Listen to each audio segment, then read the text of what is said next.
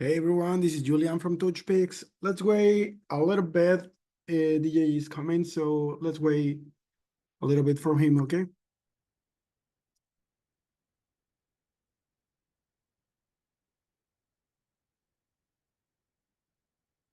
Let's confirm in the chat if you listened to me, please. Thank you.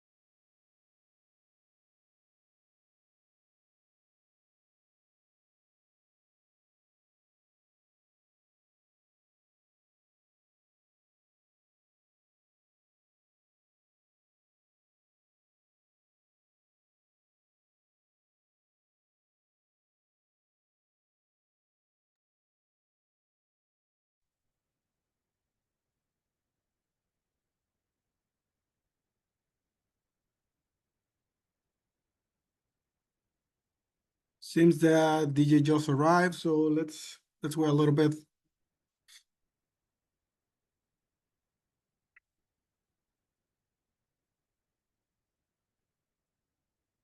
Hey everybody, just doing a quick little mic check and hoping my audio is coming in okay. My name is DJ. I'm with Touchpix Support. Just loading the latest version of the app that was released today, I guess, to us on the development team. Give me a few minutes as I set this up. We are going to start this webinar in a few minutes. It's going to start a little backwards in the sense of today's purpose is kind of showing you guys not only the new user interface, but also I want to start with organization because I think that's pretty important. We often get calls on support indicating how to use some of the backgrounds to set up your track screen, set up your templates. And I want to start with the organization part first, and then we're going to set up an event together, and then hopefully we get to see the final result. So just bear with me a couple more minutes. Thank you for joining, and we'll definitely get started as soon as possible. Thank you. Thank you, DJ.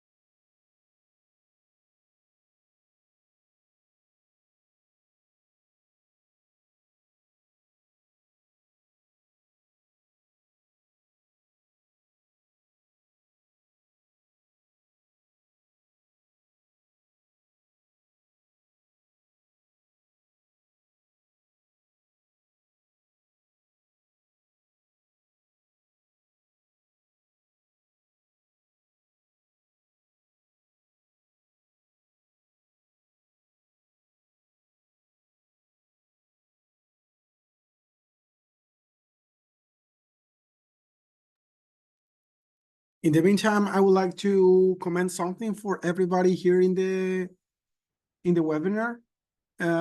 For this weekend, we are still having the previous version of the app. Let's call it the classic one. Okay, and if you go to your profile in touchpix.com, you will find two events areas. So be sure that if you have the classic version of the app, then the one that you already know, to select events old to create your events for this weekend, okay? Because if you go to events new, that will be the new backend and that code cannot be read in the classic version of the app.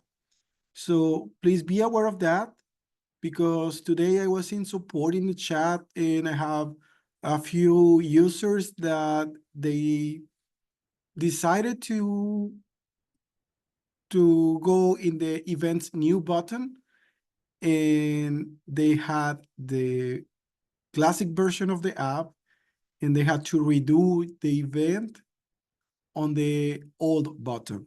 Okay, let me show you what I'm telling you on the screen. Hold on a little bit.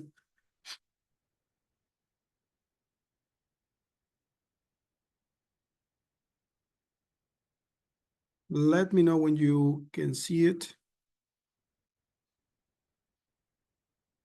Please confirm in the chat if you can see it.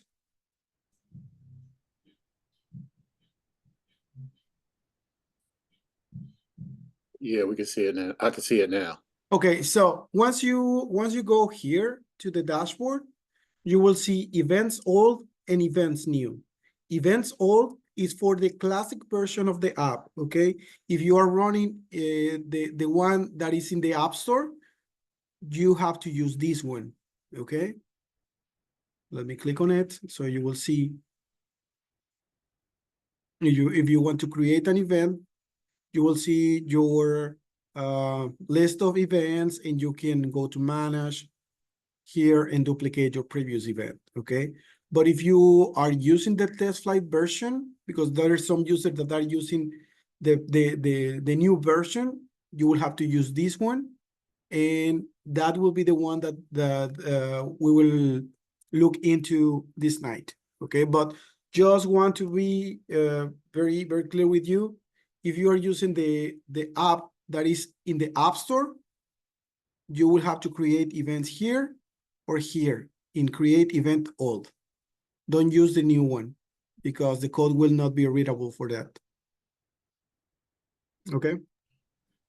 So can I ask you a question? If you created an event for the future in the old, will it work in the new?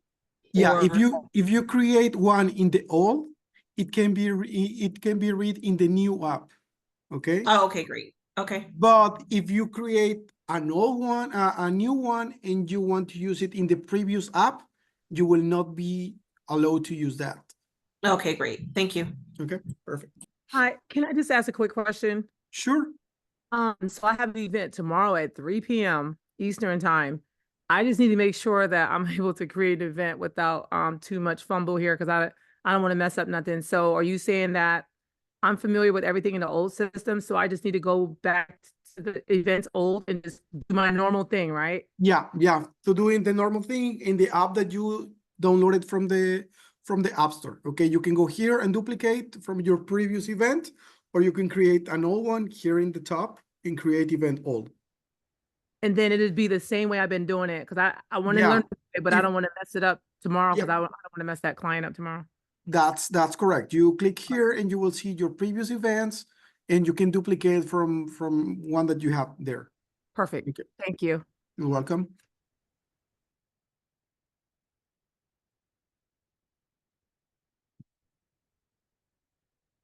Any other question in the meantime? What's the passcode, the meeting passcode? The meeting passcode for this is doesn't have a code. If you type the link, it's the ID of the call you are going to join. Let me put it here in the chat. Hold on.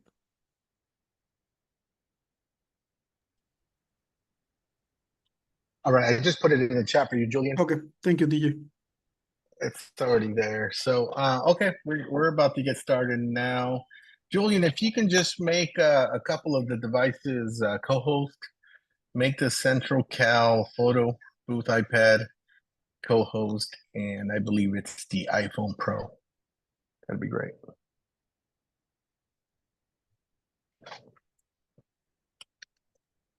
It's done, DJ. Thank you, sir. I'm going to go ahead and share screen. I'm trying kind of a new system here in the sense that I have 3 screens open, and let's make sure I'm going to share the right screen here. Okay,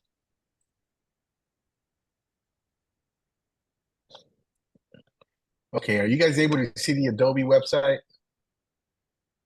Yes. Yes. Perfect. Yes. Okay. So I just minimized it. I'm just going to show you just kind of a suggestion here that I'm going to have. First and foremost, before we dive into Touchpix, organization is key. I think a lot of people do things on the fly, and I understand that, but you know, our job as support personnel is to prepare you guys to be successful and kind of show you guys some of the what we consider pro tips in the sense of creating an event. And we want to be able to equip you guys with the easiest way to set up an event. And I know a lot of you are on because you want to see the new interface and you guys want to get acclimated to that. So the best way for me to show you that is coupling that with organization skills. That way you're not stressed out during an event, and it's going to make things a lot easier. First and foremost, what I want to show you is I always create, if you're able to see, are you able to see my desktop as well or no? Or are you just able to see the web page? We can see your I desktop. can see We can both. see your desktop. Perfect. That's what I wanted you to see. So I created a folder called Touchpix Files. You can call it whatever you want, obviously, because we work for Touchpix. We've been on the support team for quite some time now. I'm going to call it Touchpix Files. If you want to call it something regarding, you know, the name of your business, feel free to do so. I'm going to go ahead and open up that folder, and you're going to see in this folder, I'm going to have a couple of different folders. Again, organization is key when you're preparing for an event. In this case, I have two folders. One's for a 360 event, which means that I'm going to dump all my 360 files in there. And then I'm going to have what's called a quinceañera or DSLR event. That's kind of what I'm going to show you today. Typically, when you talk to a client, right, they're going to say, hey, look, I want a certain style of template. Whatever template service you use, whether you use Touchpix, the ones we offer, those are great to get started. We can definitely go through those as well. And or if you use a template service that you feel is a good fit for your brand, you can definitely use those as well. When you're talking to your client, whether it's a wedding, whether it's a sweet 16, or in this case, a quinceañera, you want to be able to customize it in a manner where it's going to look very professional, right? You're going to want to be able to create some start screens, or maybe you want to create some branding, whether it's for the quinceañera event, or maybe it's branding to represent your brand. In my case, I'm going to show you what I do, but you can definitely use some of these tips if they're useful to you, or you can do it a little different, right? There's no correct way, there's no wrong way of doing things. It's just I'm going to show you a certain workflow that I'm hoping makes sense to you, the user, and hopefully you guys can adopt some of the pieces and find it useful for your specific business or the creation of your event. So in this case, I'm gonna open up the quinceañera event. As you can see, I already have some templates made for this. I'm going to show you exactly how I made them. And then I'm going to show you some of the tools that I use that are completely free in the event that you want to customize it the way I do. So in this case, this specific client sent me a picture of this beautiful girl here, the quinceañera. She's having a big event, sweet 16 type of event. And she wants me to incorporate it, whether on a template, on the start screen, and I'm going to show you guys exactly how to go about doing something like that. That's fairly easy. So if you can see the picture here, you know, it's the girl, beautiful dress, inside some type of ballroom with a little chandelier on top. And that's a little excessive for me. I just want the picture. I want to be able to get the picture. So if you guys can see that, what you do is you grab, or you try to have your client send you a high quality picture. A lot of the times the client's going to send you, you know, a text message picture or something via messenger. And please always reiterate to your client. In my case, I always say, hey, look, I know you hired a professional photographer. Please, if you want, ask for permission to use their photos. Photographers get really defensive, or they get really possessive with their work being displayed by another company. So always ask for permission. It's just kind of common courtesy. Say, hey, if you want to ask your photographer to share maybe 2 or 3 pictures that you may want on the template, and I'll see what I can do. The other thing is, make sure you email me the highest quality picture that you have in your possession, because oftentimes when they're sent via text or they're sent via messenger, they're a reduced compressed or they're a compressed picture that the quality is not as high as it needs to be. So I always say, hey, email me, and this is what the client emailed me. So in this case, if you guys go over to Adobe Express or Google Adobe free image background removal, this is a free, simple tool. You guys can Google that from any platform. It may have you sign up for a free email account. It may have you register, but it does not charge you any money. So what you do then when you get your hands on that picture is you're going to do the following. I'm just going to close this for illustration purposes, and I'm going to select drag or drop your image here. In this case, I'm going to drag that picture. I'm going to drop it here. You let Adobe Express do its thing. It's going to remove the backdrop. So I'm going to go on full screen mode. As you can see, it made a great copy of this picture exactly the way I wanted it, right? So in this case, if I'm happy with the cutout, I'm going to go and hit download, right? And it's going to download more than likely. It's going to download on your desktop here. Perfect.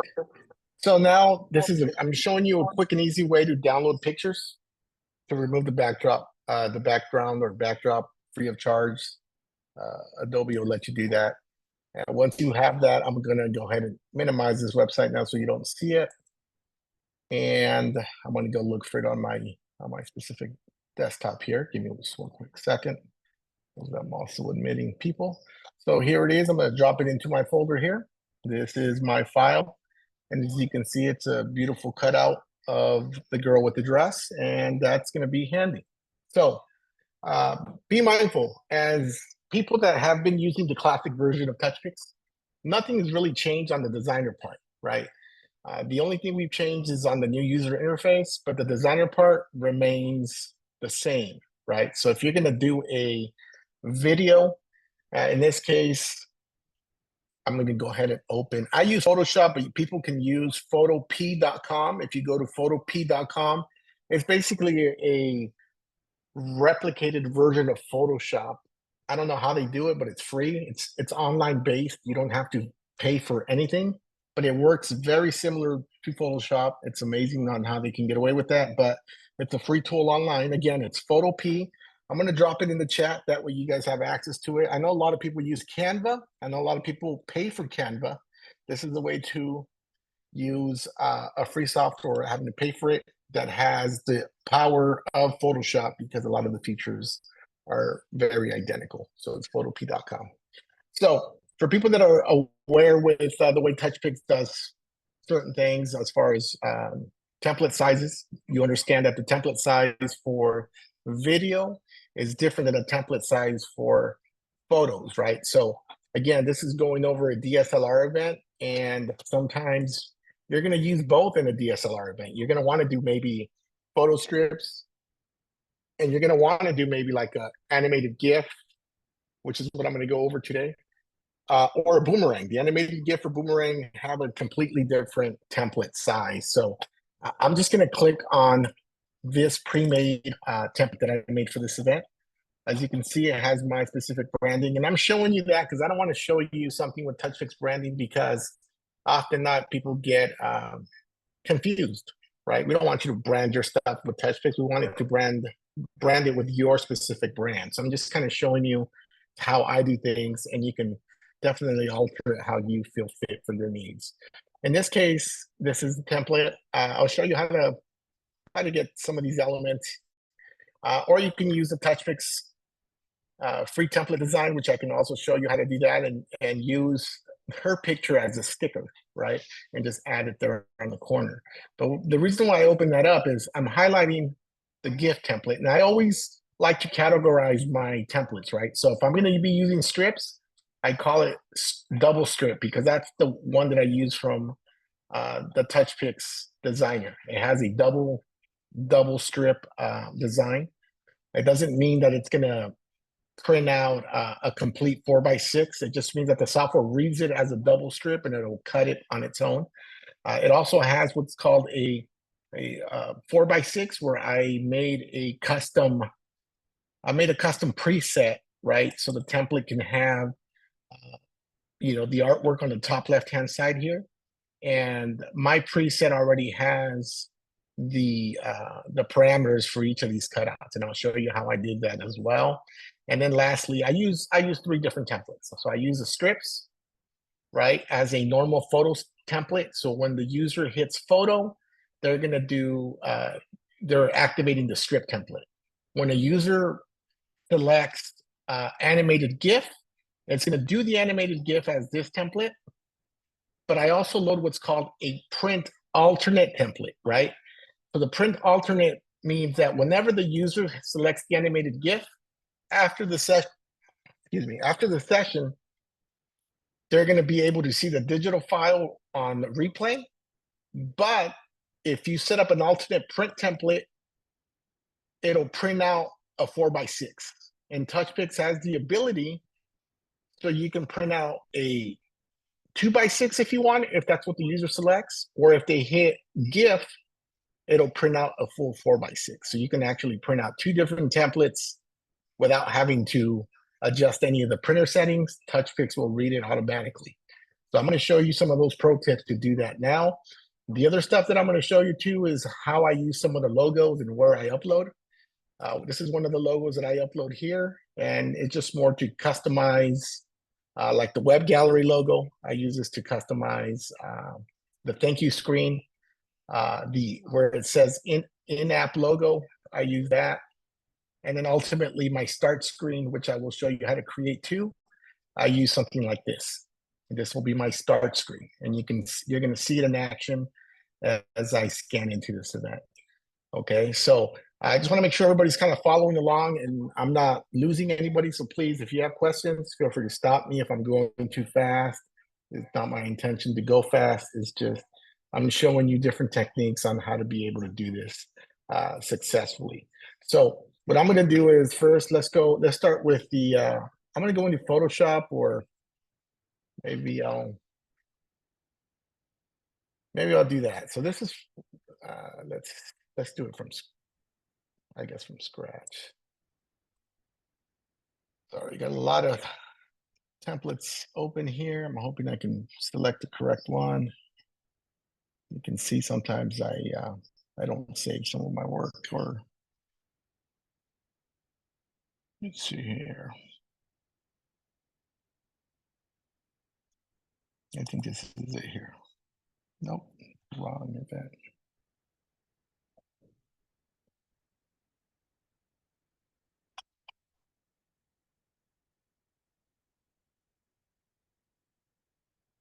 Okay, let's start from scratch here. Let me minimize this here. So I'm just gonna go ahead and open this Photoshop file. Photopea can open it as well, but I'm just gonna go ahead and open this file. And I'll show you exactly kind of how I used a Touchpix template. So for people that don't know, I'm also gonna go into Touchpix real quick to show you something. I'm gonna drag it in.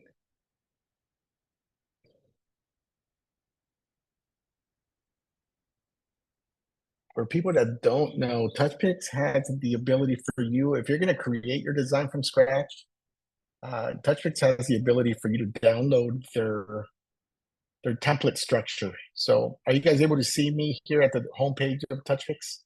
Can you guys see that? No? Yes? Yes. Yes, yes. Okay. See, so if you go where it says downloads, right? Support downloads.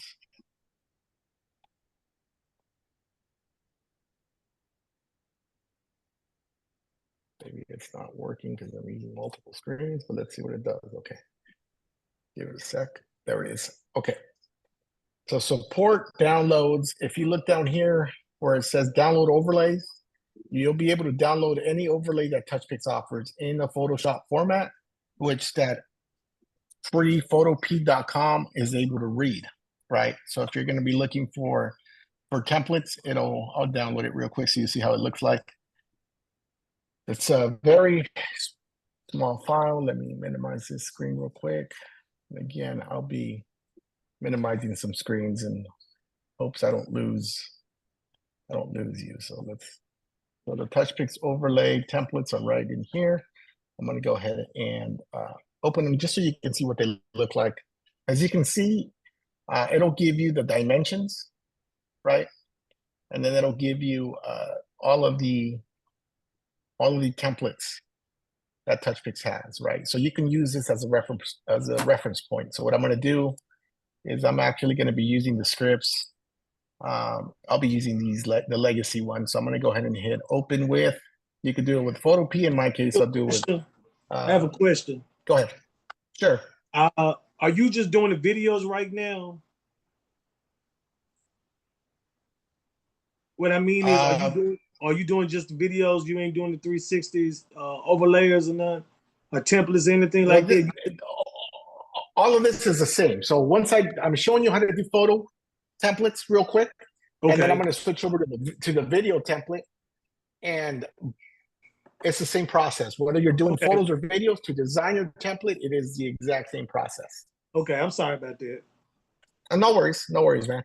So just kind of want to show you this real quick. So this is what's called the design legacy. So that's what's going to pull up right on my screen so I can start designing. It's just basically going to align where my placeholders are. Let me see here. I think both of these might be the same here. Let's try to do that. Okay. I'm going to place it. Perfect. So what I'm going to do is, since you guys, if you guys are designing from scratch, I'm going to do this real quick. So hopefully it makes sense to you. If you guys are designing from scratch, and I'm going to my, maybe my quinceañera template, what I'm going to show you is I'm just going to drag it over this template, and I'm going to go ahead and just place it there. And even though this is already a pre-made template, you can see that the picture cutouts are matching the same. So what I'm essentially letting you know is that the ones that you download off the Touchpix website are your design guides for any of our template library that we have. If you want to do it yourself, it has the guides. Just make sure that once you get your template on point to the exact design that you want, just make sure that you deactivate the layer, right? By clicking on this little I button, it deactivates this layer, and these need to be transparent, right? So if you're using any of the designs, before you're done, make sure you deactivate the little silhouettes by clicking on the eye icon. And then it's very easy. You go to File. I go File, Export as Save to Web. You can do it different ways, but this is the way I do it. File, Save to Web. Make sure it's a PNG file. And then I'm going to name this file. Again, I'm going to name it a 2x6 demo, just so you guys can know. For those of you that are not using Photoshop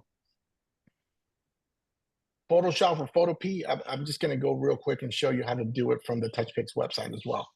So let me do that now. I'm going to go ahead and open up a new window.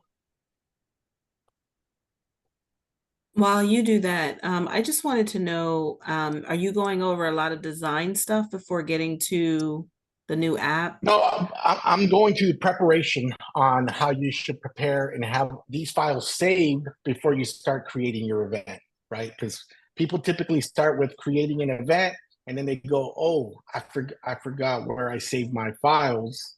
And I'm going through the preparation process of you should have them already saved in a specific folder before you start creating your event. Because then the flow is going to go much smoother. It's going to go much faster, and you won't have any second guessing yourself, because maybe you have a file on your phone, maybe you left a file on your computer, and now you're having to piece everything together. So I'm going to go into Designer real quick, and let's go into the new Designer. And I'm going to do this real quick, and then we're going to jump into the new user interface. So in this case, since I'm doing photo strips, I'm going to go into Photos. This is the template that I'm actually using here, right? If you wanted to design something in Designer that's not custom, I'm going to show you this real quick. Let's see, let it load. if you wanted to design something that's not custom, you'd hit manage design. Let's go into the design library, find anything that's related to maybe what your client picked or related to Sweet 16. So in this case, you can actually filter out. Let's say I'm going to go with this here. I'm going to click on it. It should be uploading onto my strips. So then you're like, DJ, why are you showing me this? Okay, so I showed you the first step because I wanted you guys to learn, first of all, how to remove a background without having to pay anybody to do that. I think that's a great tool to have in your toolbox because then you can customize better output and better templates. So say now I want to use that specific background of that picture that I just removed the background down, right? So from here, what I would do is where it says manage design, instead of uploading a PNG, I'm going to go ahead and upload it as a sticker. So now it's telling me, DJ, where is this so-called sticker I want to use? Again, it comes back to organization. Organization, you double click, it should be in your Touchpix files, it should be in your Quinceañera, or whatever folder you want to save them in. And the reason I'm showing you this again, because it's a lot cleaner. See how everything's together? You're not going to miss where your files are. And in this case, this is the file without the background that we use Adobe Express to remove the background. We're going to hit upload as a sticker. And you can do this with any file or any picture, as long as it's a good quality picture. Adobe Express will do a great job. To your left-hand side, you'll see a place where it says stickers, right? I see her sticker there. I'm going to go ahead and click on it. And you see how the sticker popped up? So now you can reposition the sticker anywhere, resize it anywhere, right? Anywhere you feel fit. And you can still customize. I'm going to go ahead and delete this, right? You can still customize the lettering, the font to your liking, and then you can hit upload and you're ready to go. Did a lot of you already know how to do this? Or is this a good Yeah, I think tool? everyone Yeah. does. I'm not speaking for everyone, but I'm speaking Yeah, for I almost do. everyone. I think we do. Okay. Yeah, that's Well, neat there. You really copying it, and you copying that sticker to other little formats that you got going on. I see what you're doing. That's neat there. yeah, so you can do a lot of different things. So that's a great tool. I wanted to keep this in the recording on a webinar because I think a lot of people out there that are new or are coming on board to Touchpix don't know exactly the power of how you can customize it. We're giving you a lot of free designs with our overlays, but you're not limited to those. You can keep adding your own flavor, your own touch by adding pictures or adding whatever it is that you want to do. If I feel like this is a good layout, I leave it there, or what I can do is I can duplicate it. And now I just grab the duplicate and move it exactly somewhere else, right? I can move it to the other side here. And, I can play with my design, but I definitely wanted to show you guys that. The other thing I wanted to show you too is don't feel like you need to use only Touchpix designs. You're free to use any design that you want. I know Etsy makes some great designs as well. That's very affordable. Or you want to go with any of our, any of the partners that we use as well. Photo Booth Talk, Photo Booth Graphics. There's just so many template services out there that you can now offer more with, and you can still use any of those templates. So before I go Will to we video, get into the before I new go features, like how to set up we will. an account in the new app? Yeah, we will. That's where we're going. That's where we're going with this. I'm just starting with the design element first, just for organizational purposes, and then we're going to go into the new one. So the other thing is for people that are curious on how to offer 2 templates in one event, I'm going to move into what's called the custom template, right? So what I want you guys to focus on, even though let's add it to this event. Well, I'm not going to add it because I want to show you the refined piece. I'm going to go back up to templates. And now what I want to do is add if I was happy with this specific template, I would hit add to my event. And then I'm going to move over to my print alternate, right? So I can print 2 different sizes in one event. So in this case, I'm going to be using what's called a custom template. And in this case, I'm going to be using one large 4x6, right?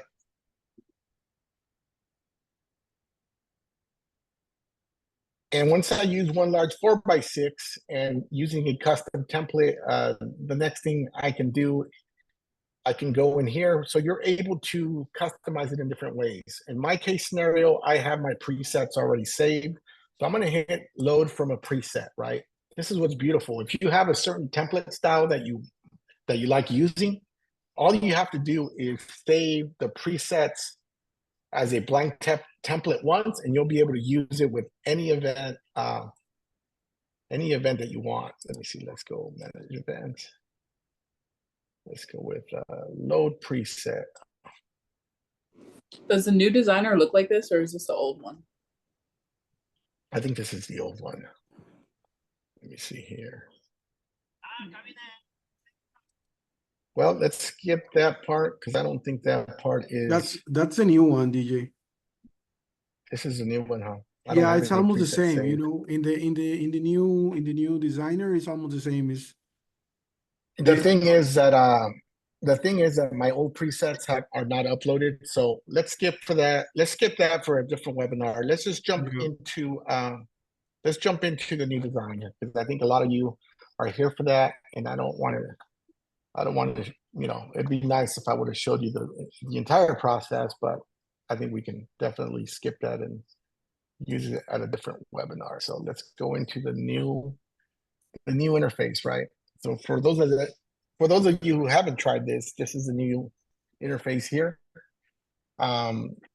It's available right now. What my colleague Julian had indicated is if you have events this weekend and you don't feel comfortable, keep using the old one. Nothing has changed, but eventually this is going to be on full time, and you're going to need to migrate to this specific event. So everything is in bold here. You can create a new event. And we're going to go ahead and do that. Create a custom event is usually what I like to do because it doesn't have any presets. I like to set my own presets. So I'm going to just put 15, right? Keep it in the English language, countries USA. So let's keep it at that. App protection, I'm assuming that a lot of people already know. If you don't know what these things are, I can explain it, but app protection has always been there. This is just a different way of showcasing it. It just means that if you're doing drop-off, people don't have access to the Touchpix settings on the back end. And if it's on, you can disable it. It's usually a QR code now. It used to be a QR code, but now they include a passcode, like a PIN. So you can unlock it and get in there. But I'm going to leave it disabled for the purposes of this webinar. I'm going to click I accept the terms. And it's creating the event. So now if you look at the left-hand side, it's going to go through the sequence of the list.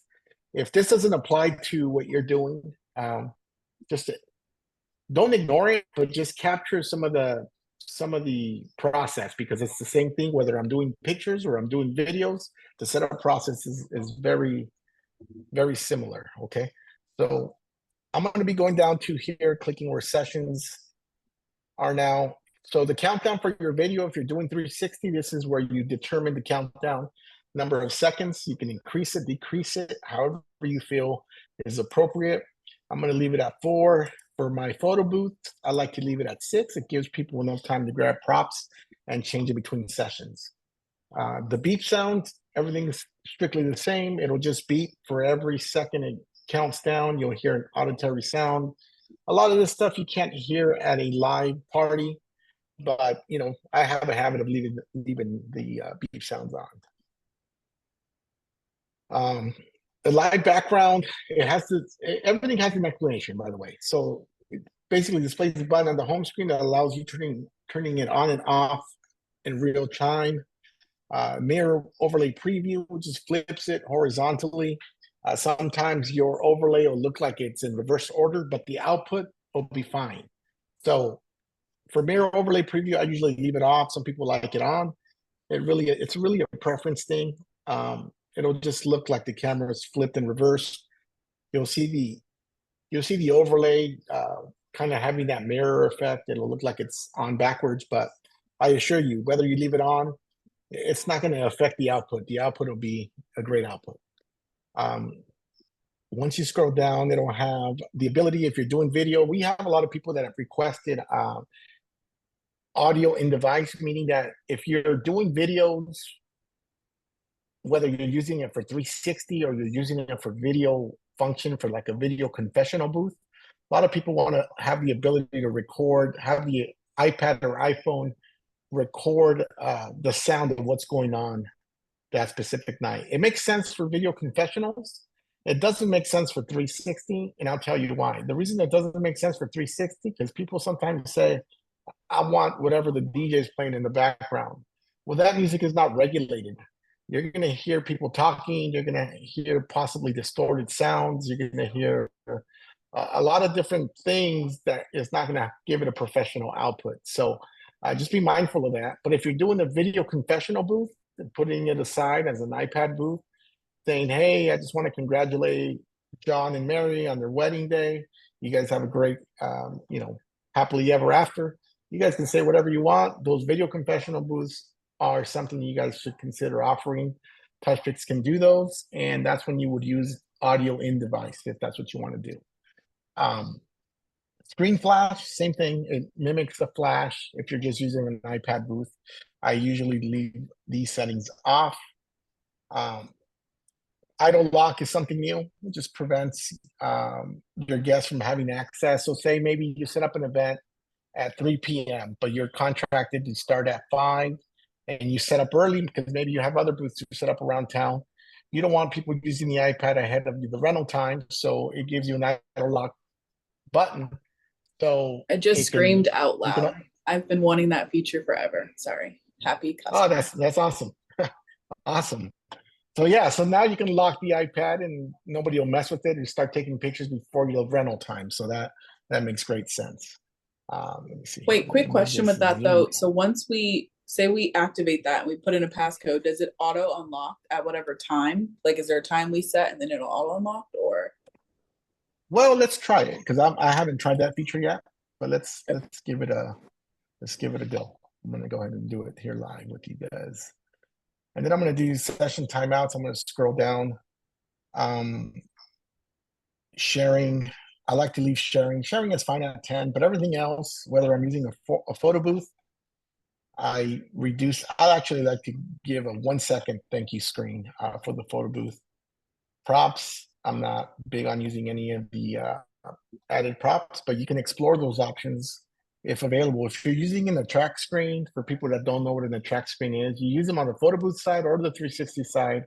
It just means the same thing. If you are early at an event, or maybe your photo booth is not being used because they're doing a toast or they're doing speeches or something, the attract screen is usually a video screen, or it can be a picture, right? That once the iPad or iPhone goes 20 seconds without being used, in this case, that attract screen will pop up and it will just loop, right?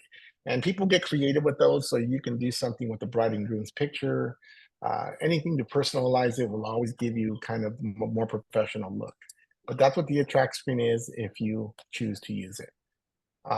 Again, the big camera feature here is, this is where you're going to let the software know whether you're using a front camera, back camera, GoPro, DSLR, and such.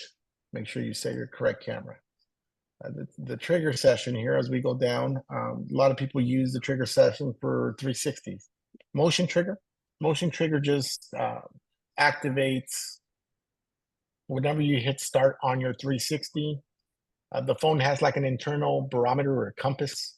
Once it detects movement, it'll tell the app to start its process with the countdown. So a lot of people do use the motion trigger.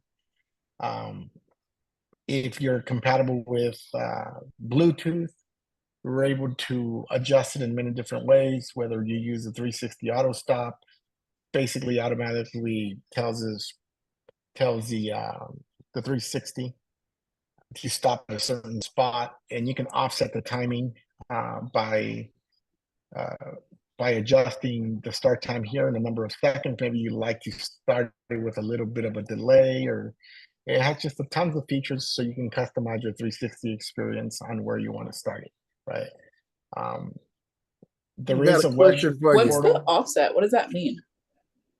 Sorry, I didn't mean to cut you The off. offset is just, it's okay. Maybe you like when the arm starts recording at a certain place, right? So you're going to determine that length of time before that arm gets there, and it'll start recording. So you're basically adding a delay in the record session, right? So you're going to play around with it because typically a lot of people, you do 360s differently. For example, the times that I've done some corporate events where I have some corporate backdrops, I like my slow motion to kick in exactly when those corporate backdrops or logos are in frame, right? So this is where you play with offset timing to ensure that every video will look pretty much identical instead of you starting your arm at any which point that you want. Again, this is just more to refine your 360 videos. So play with that as you see fit. A lot of people do use it. A lot of people don't. So it's just a matter of a preference. My question to makes that sense. is, Yeah, got another question on that.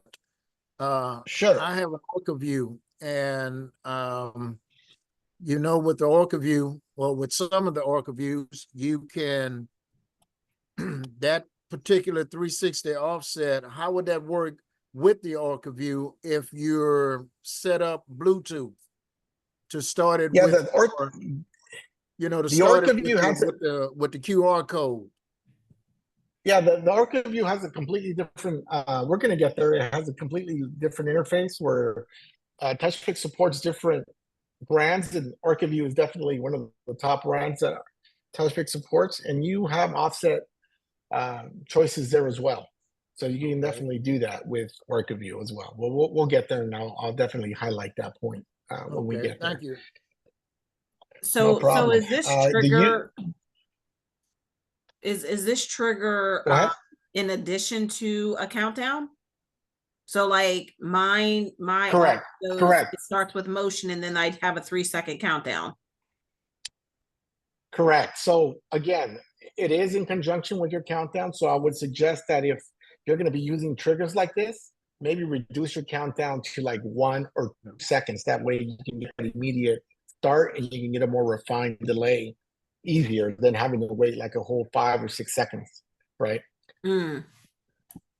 So just your normal countdown, you're going to reduce it to probably its lowest variable setting, which would be probably about 1 second.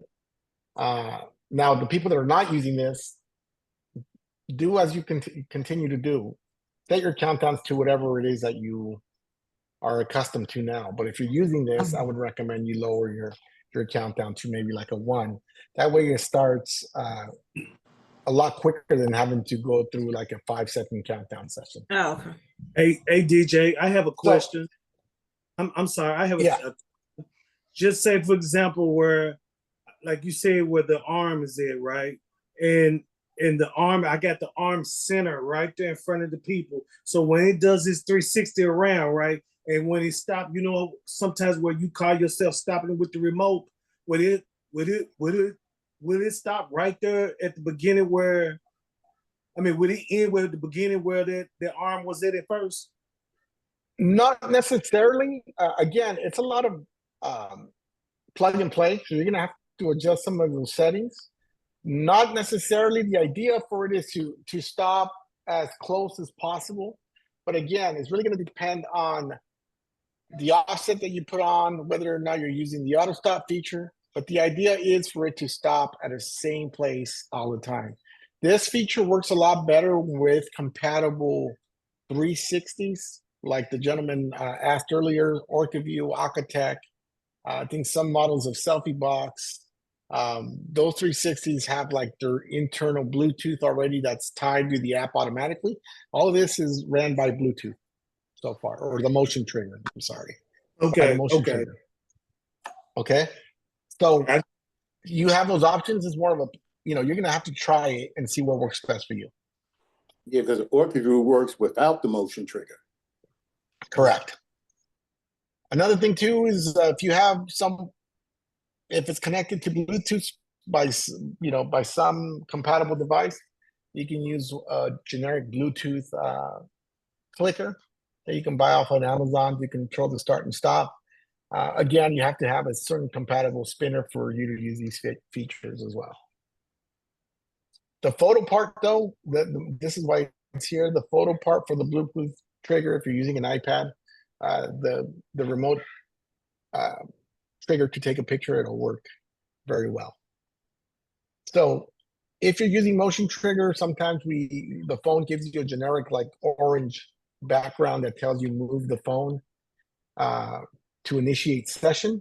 You don't have to have that background. A lot of people don't like it. So if you want to customize it with your brand, this is where you can add your background here. You can add it, and it tells you it needs it can be a picture, it can be an MOV file, PNG, or an MP4 file. It just cannot exceed 5 megabytes in size. And instead of having that undesirable move to start default screen by stick, you can customize it with your own. It was me. I was the one that complained.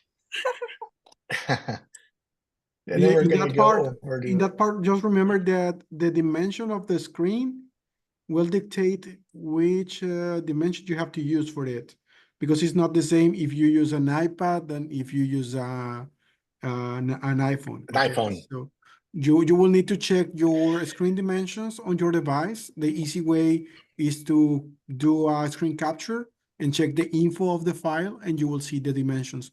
And based on that, you can create your own trigger screen, for instance. Yeah, that's exactly right. And hopefully, as we release new updates and we keep on improving on the app, maybe we can have I know it was requested as a possible feature, but we can put a reminder up here giving you the screen sizes of certain devices, just to help you just be aware of what size it needs to be. On the 360 booth, that screen where it says move me to start, customers would always like go up to the arm and start moving it. And they'll be like, oh, well, it says move me to start. So I'm happy that that's a thing now. Yeah, so that's perfect. That's exactly what it's for. We're going to go down to privacy. Privacy mainly deals with consent to text message, emails. We offer this service all around the world. A lot of different countries outside the US have different privacy parameters, and in this case, to eliminate any of the cloud content, if you click on any of this, more than likely you're not going to be saving or storing anything in our servers. For example, the UK has very strict GDPR regulations on what can be saved for privacy reasons, and they may be more inclined to use the privacy menu more than people here in the US. So I'm not going to go over a lot of these because it doesn't really apply to the US. It applies more to other countries, and I feel like most of the people on the call today are from the US. DJ, I just here I would like to comment that to save some time, I will activate the button that it says GDPR default on. So whenever you type the phone number or the email, it will be automatically on. Other way, you will have to tick it every single time. Okay.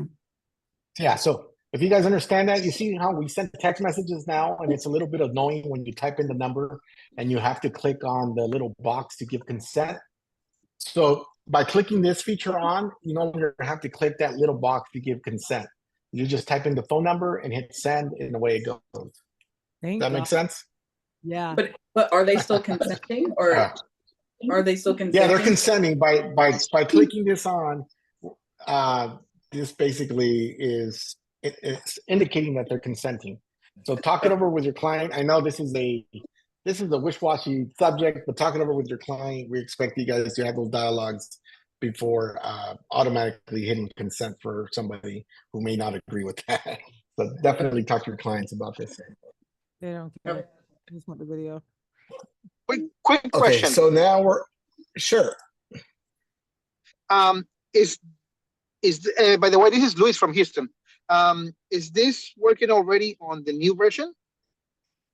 Yeah, so this should be ready to go on the new. Well, this is wait. This is my developer version. I'm going to say it's probably going to be on the next release. This was just released. Okay. This version that I'm showcasing today was just released today, Luis, and just want to say hello, man. Hey, what's up? So yeah, so it'll be out. It'll be up real soon, man. Awesome. Thank you. Cool, no problem, man. Okay, let's go over to the UI customization. As you can see, this app now gives you access to provide like a dark mode or a light mode. Basically, light mode is how you see it now. And the dark mode, I'll showcase it when we're getting into activating the event. It'll just turn the screen dark, right? So for the purposes of this, I'm just gonna leave it at light. And now you have the ability to at least have somewhat of a choice on your icon sizes. You'll be seeing your icon sizes at the bottom. Whether you want them set to default, you can leave it at default. If you think they're too big and you want to make them a little smaller, you can select small and you have a little bit more control. Again, this is all self-explanatory. Show description, it'll give you an explanation right underneath the icon. Very important to show the in-app gallery, right? So you want to show the gallery. You don't have to show gallery or settings in a sense, because these, the way the old version of Touchpix is right now, the gallery button is on the top right-hand corner. You don't have to make it accessible so users can see it. You can turn it off, right? Same things with the settings tab. Right now, the old version of Touchpix has the settings. It's that 3 lines that looks like a hamburger on the top left-hand corner. You can also turn it off or hide it, at least from your guests. But I would recommend to leave them on until you get used to your workflow. If you feel confident enough to turn them off, then by all means, go ahead and do so. But as you start getting acclimated with the new interface, just leave them on and see how you like that.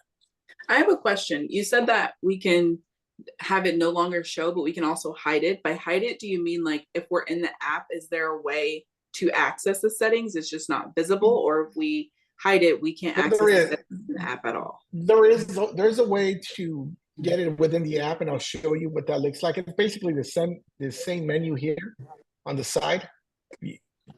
If you look at this menu that I'm just kind of highlighting with the mouse, you'll be able to see that on the app if you side swipe. It's like a hidden window. So if you slide your finger to the right, you'll be able to pop that menu open. Again, play with it. I want you guys to play with it. It's going to be a new version, new UI, so play with it to see how you like it. If you feel comfortable enough to turn them off, by all means do that. But if you got to turn them back on, the beauty with this new user interface is as soon as you hit a change, it'll automatically update. I just saw these errors, so I'm hoping that nobody was able to close my event. But if you activate or deactivate any of these tabs, if you have an active internet connection, the changes happen immediately. You no longer have to hit, for example, refresh event. And that's as long as it's connected to Wi-Fi, right? To a Wi-Fi connection with active internet. So now it's going to make it a lot easier for people who own a photo booth business, who have attendance work in events. Maybe you have attendance at different parts of the events. You may be at home just keeping it on the gallery to see how that looks. But if somebody calls you and says, hey, I messed up on this part, you can log in automatically and make the changes. As long as that iPad over there or iPhone has an active internet connection, your changes will go instantly. So you can definitely remediate whatever the issue is remotely now. So now let's go down here to photo functions. Photo functions here. If you recall in the past with Touchpix, we can activate whatever the experiences are, whether it was photo, video, slow-mo, boomerang, and I'm probably missing one, GIF. So this is specifically to photos. If you want to enable photos, please leave this enabled. If you want to enable the artificial intelligence, leave it enabled as well. GIFs are part of photos, so definitely just be mindful of what you're doing there. So if your GIF has 3 shots, leave it at 3 shots. You can customize the time in between the GIFs. I'll show you what a GIF is for people that don't know. Go ahead. On the previous interface, there is an option to select or not select GIFs. With this one, because I don't see an option for 0, are GIFs automatically going to be displayed? Like, what if we didn't want to use them? GIFs are more than likely going to be here on video functions. Got it. Enable Okay. animated GIF. You can Perfect. disable it there. Okay. But in Thank the you. event that you want to control the way it works as a photo, this is where you would make the fine tuning adjustment. So we're getting there. But great questions nonetheless.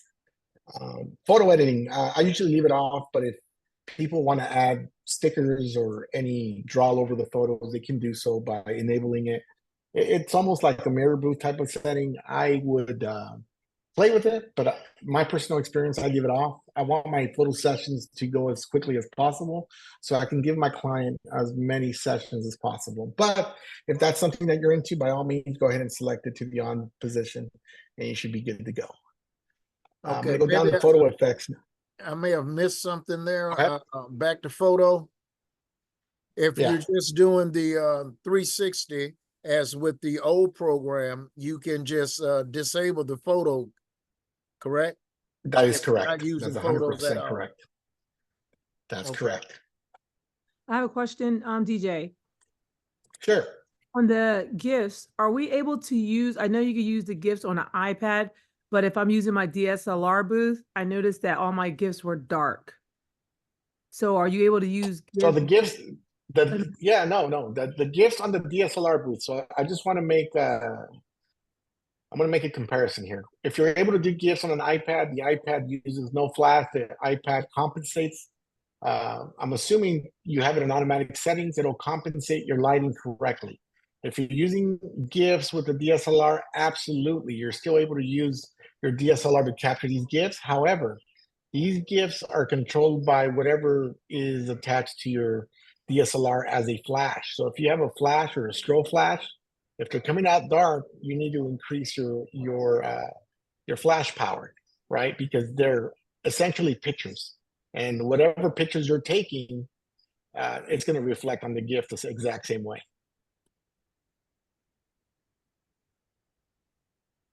Okay, and that's for the burst, So that's and burst and the video too, right? On a DSLR only. so no, the video is going to be completely different for DSLR, and we'll get there. I'll explain that when I get there. But if you're using because I remember it's called the boomerang. I understand. If you're using boomerang, yeah, if you're using boomerang on that side, and you don't have adequate lighting, and you're using a DSLR, then yes, your boomerang will come out dark. You need appropriate lighting so your DSLR boomerang can come out correctly, right? But there's also a way where you can use your DSLR camera to capture pictures, and you can, if a guest selects boomerang, the software can use the iPad front camera and auto compensate lighting, but it's not going to be using the DSLR camera. It'll be using the iPad camera. So just know there's a difference there. If you're using a DSLR to control boomerang, which is a video features don't have flash. So you're going to need lighting to light up your subject. So we are going down here to photo effects. Effect. So, DJ, so are you saying you can swap it? So your DSLR can be connected to your iPad, and you can swap between if you want to use the software will boomerang? do that. Oh, Correct. Okay. Yeah, It yeah. doesn't And work. that's It doesn't work for the video, and it doesn't work because I mean other softwares does it, but Touchpix doesn't. And I'm very familiar with ISO, aperture, and shutter, which I adjust on a constant basis because I don't shoot in auto, I shoot in manual.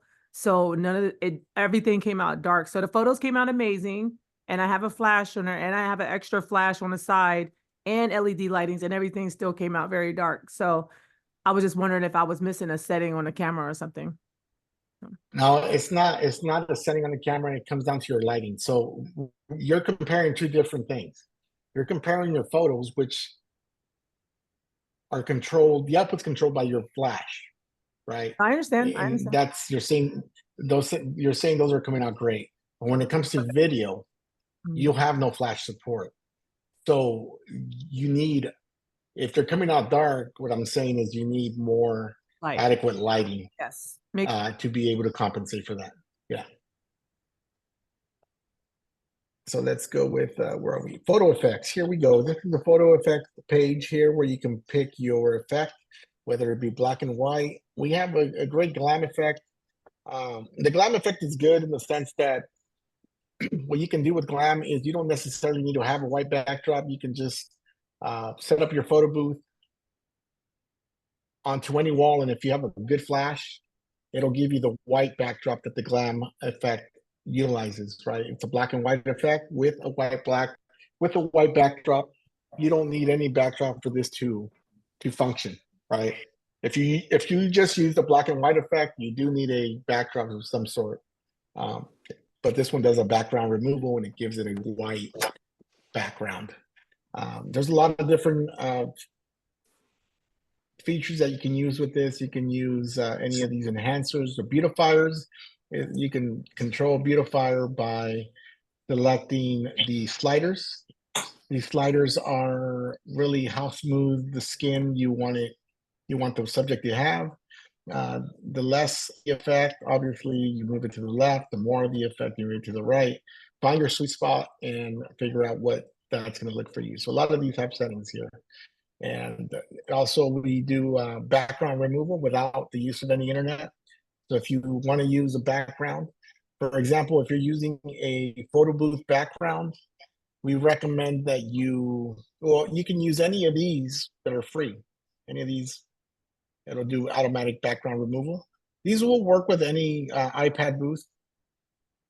We recommend if you're using an iPad alone booth, you have adequate lighting so you can get a better result. But if you're using a DSLR with a flash, you should have great results with this because the flash is definitely giving the appropriate lighting so the cutouts look amazing. So you can use any of these designs. If none of these designs are to your liking, you can actually upload whatever background it is that you want. Okay, just let me finish this and we'll get to that question. So you can upload any of these. You can upload your custom background if that's what you want. You can choose up to 3. Make sure that wherever you're downloading your backgrounds from are high resolution. Again, high resolution is key. And make sure you size it to the same size the template is.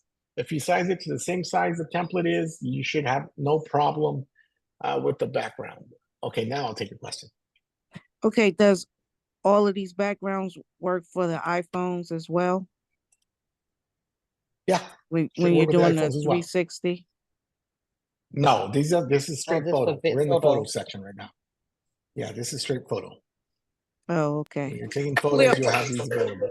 We'll get to video right now. We're just on the photo side. What on the sorry, really quick for the photo effects, those backgrounds and the glam, all of those things, if you're adding them prior to activating the event, when like let's say my employee's doing an event, I can add all this while I'm setting up the event, and when he scans that QR code, all of this will be in effect from the moment he scans it, correct? That's correct. Okay. Before, this was only able to be added by the phone in our old version. Right. Now you can add it beforehand. Live. Before and live. Yeah, correct. Okay. Thank you so much. No problem. So now let's go to the photo overlays, right? It'll take you to the designer to start designing one.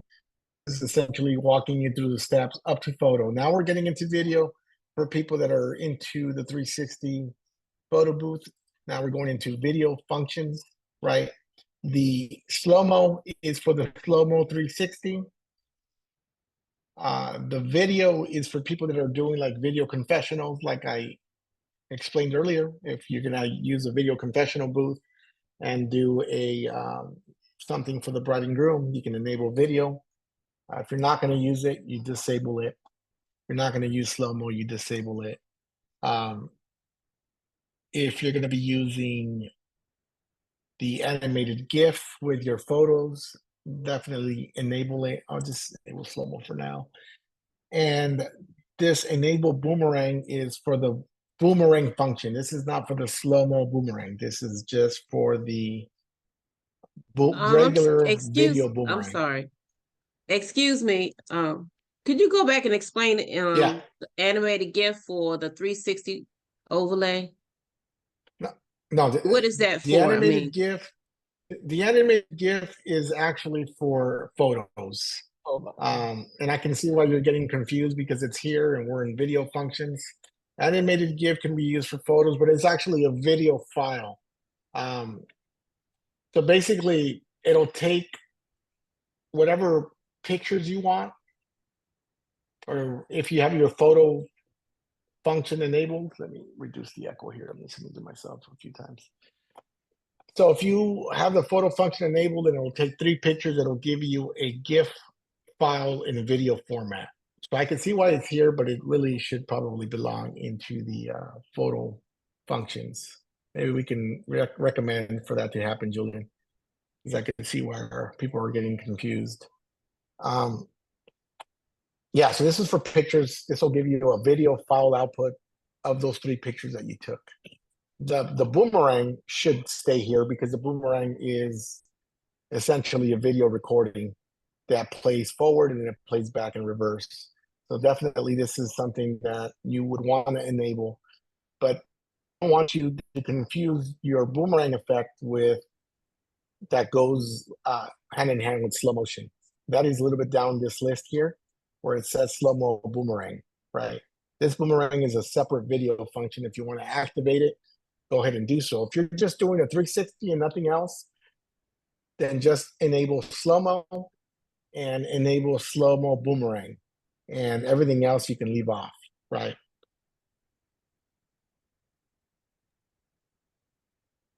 Let's go down here to this multi-video section. It allows us to record 1 or more videos in the same session. You can definitely record a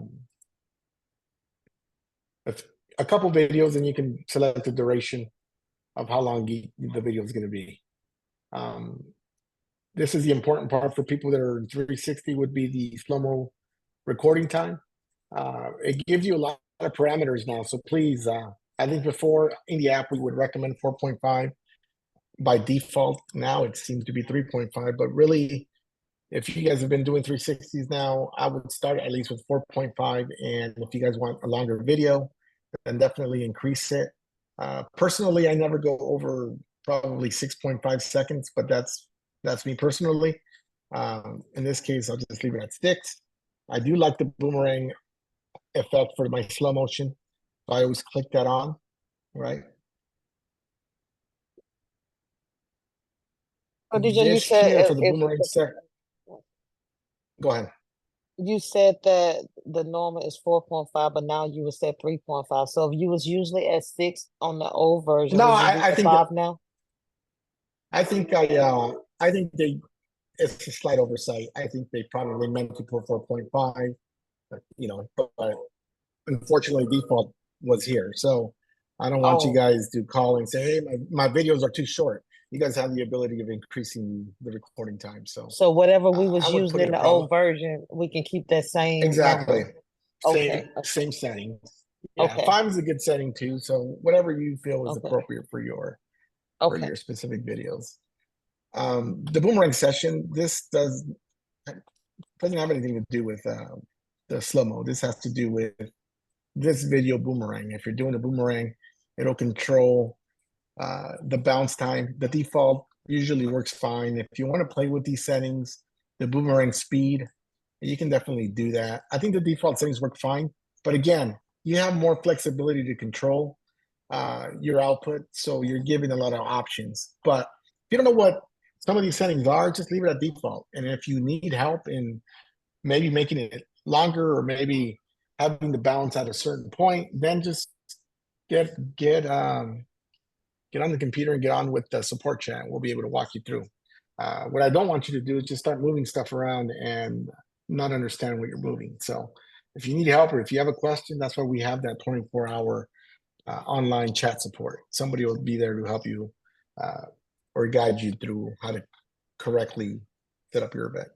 I have a question. I know when you originally went into Touchpix, it had like the old and new, right? Are we able to use the old and continue to test out the new on a different device? Like, how can we do that? That's correct. Okay, No, that's but you have to correct. use a So- different device, right? Because Correct. okay. Correct.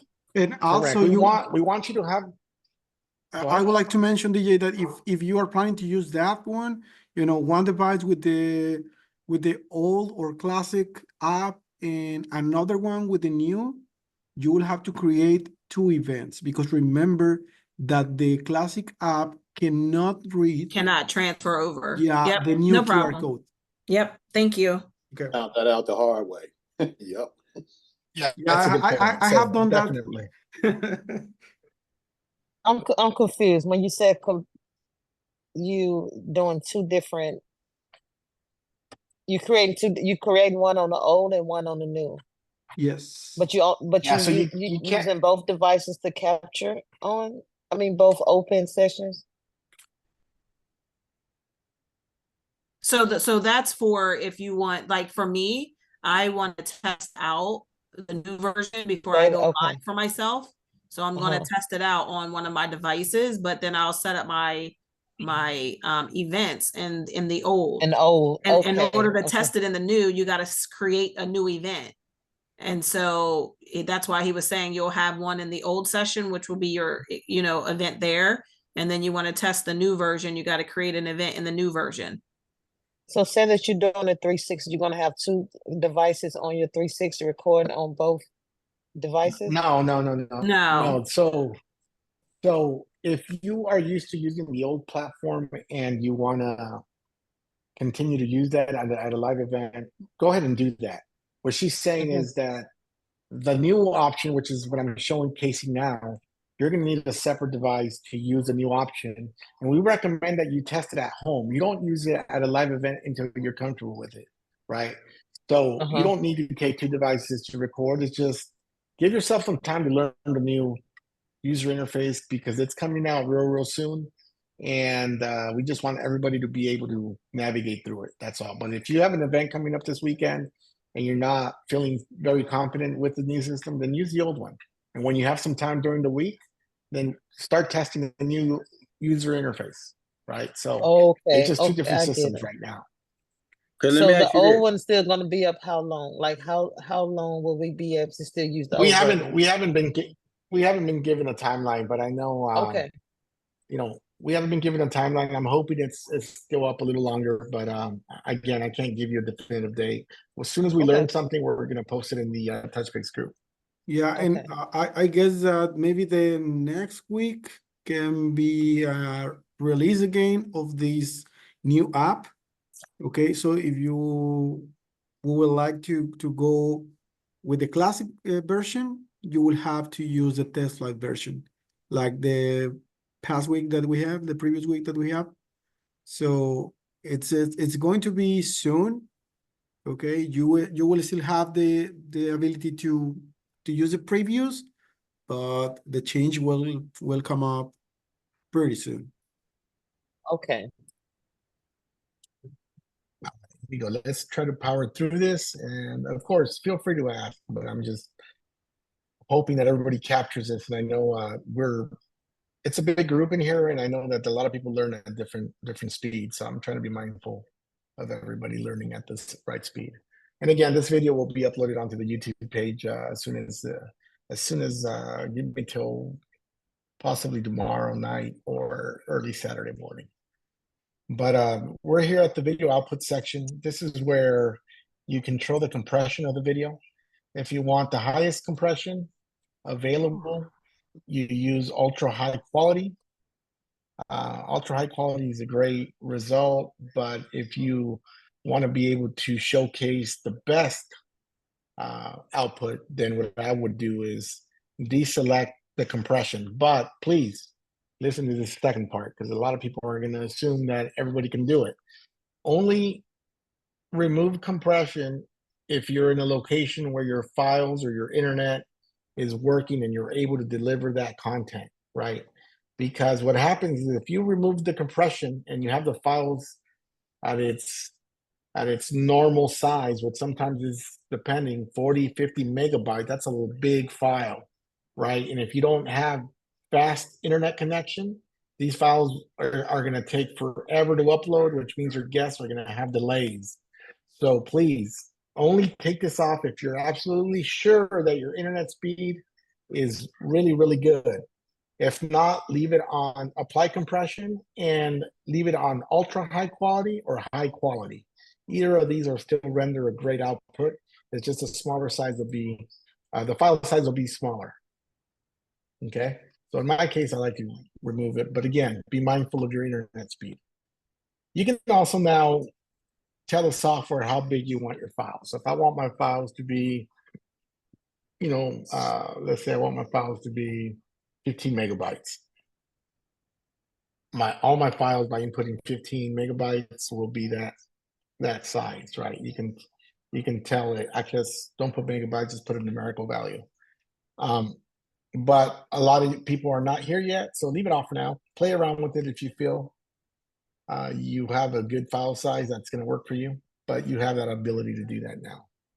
Now here we're on the video effects. Previously, all of these effects here were only to be done via the device that you're working with. This is awesome because now you can set up your event before. You don't have to worry about every time maybe sometimes some effects didn't apply correctly and you had to start all over. If you save them on here now, all of these will be loaded and ready to go, right? If we were to, if we were to duplicate the event. No, go ahead. If we were to duplicate the event, like in the old one, when you duplicate, it has like your kind of all the old settings. Will that be the same for here? So like if I add in a post roll on my 360 and the slow-mo right here on this screen, and I duplicate it, will that same post roll video be duplicated in the next event? Yeah, the answer to that is yes. That's the idea behind making this transition a lot easier. It's more powerful, the interface, and it'll allow you to transfer a lot of those effects that you've already have used in the past without having to redo everything from scratch. Okay, perfect. Thank you. Also, DJ, No problem. Remember that all the changes that you do in the app, if you have internet, the changes will be reflected here. So if you need to delete and restart the app because you have a bug or a glitch or something like that, as soon as you reactivate the event on that device, you will have all the changes that you had previously on the app. So that's actually pretty nice because in the past, in the actual version of the app, if you do delete and reinstall, you lose every change that you have done in the app. Okay, but right now it will be there. So it's a time saving feature in order to create the settings. For sure. So you can add an effect. Just know that when you're adding an effect, again, you can use any of these effects as you would before. Speed up, slow-mo timing. If you didn't like where the slow-mo began, you can use any of those. The other thing you can do now is here under post-roll. A lot of people like to put their business logo at the very end, or you can do it at the beginning of pre-roll. Personally, I like the post-roll because a common mistake, sometimes people load a video in the pre-roll, and if they're using a shrink station, it'll be very hard to track down certain videos because it takes a snapshot of the pre-roll.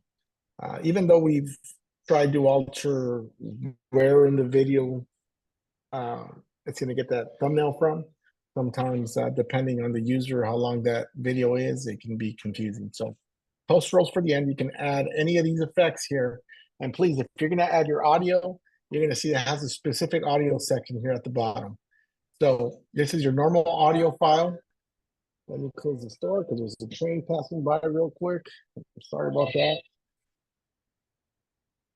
Okay, so the audio feature here, again, make sure you get an MP3 file. It supports an MP3 file. You can click on that. MP3 file cannot exceed over 10 megabytes, which is huge for an MP3 file. So just know that it has some limitations there.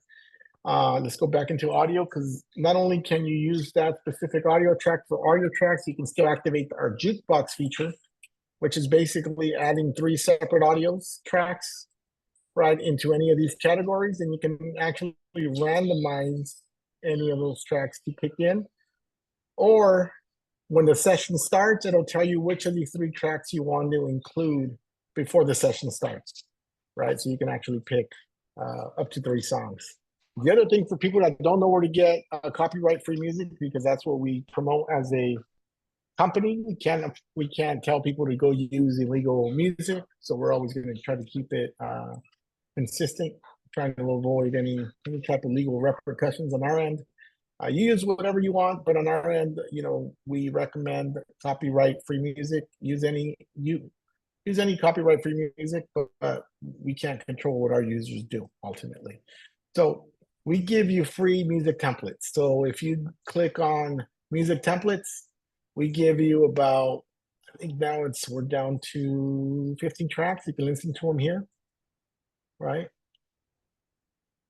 You probably can't hear that, but if you click on the play button, it'll give you a snapshot of what that track looks like. They're all instrumentals.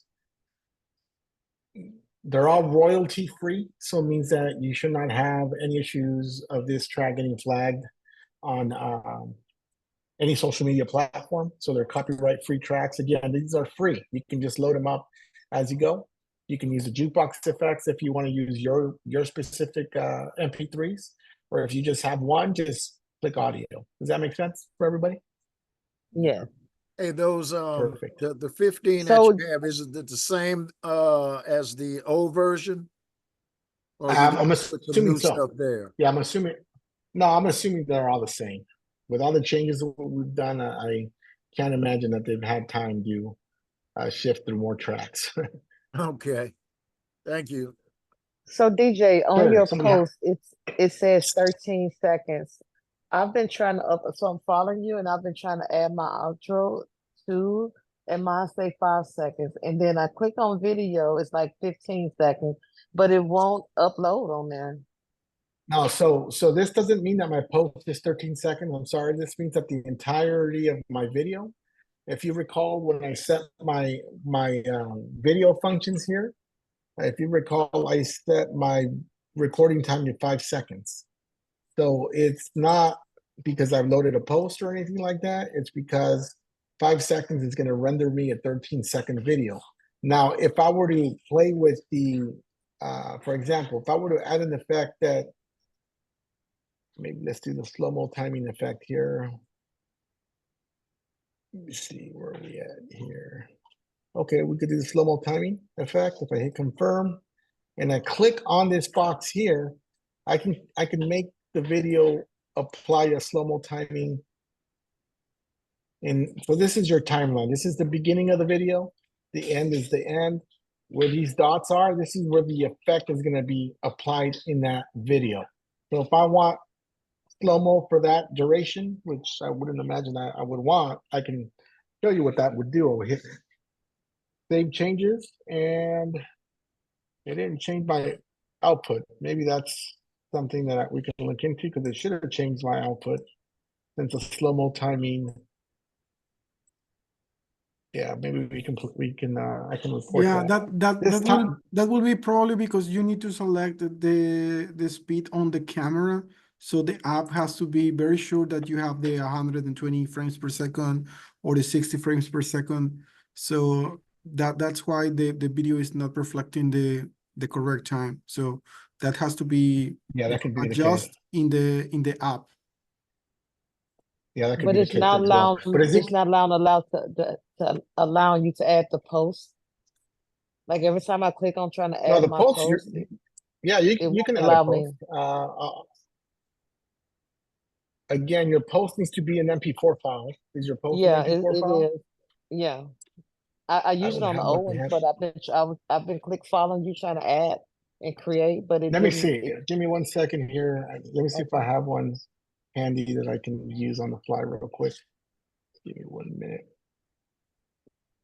And I'll see what happened. Again, we're not using an official release. We're using a developer release, but let's see.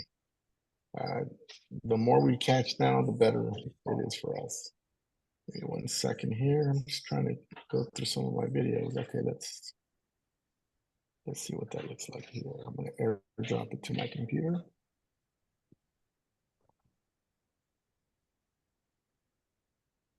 Okay. Do you guys have a date of when you'll release it, like officially? I do not have that date. We're still allowing people to use both platforms. But I don't have the date specifically, so I can't give you a definitive date. I mean, it's released now if you want to use it, but it's I don't know when it's going to go live, for instance, right? So if you can see, I just airdropped this specific outro, Yeah. and I'm able to I'm able to select it. I think. Yeah, here we go. But it won't upload. It let me select it, but it keep doing like that. It don't go. It doesn't upload. Okay. Let me try something here.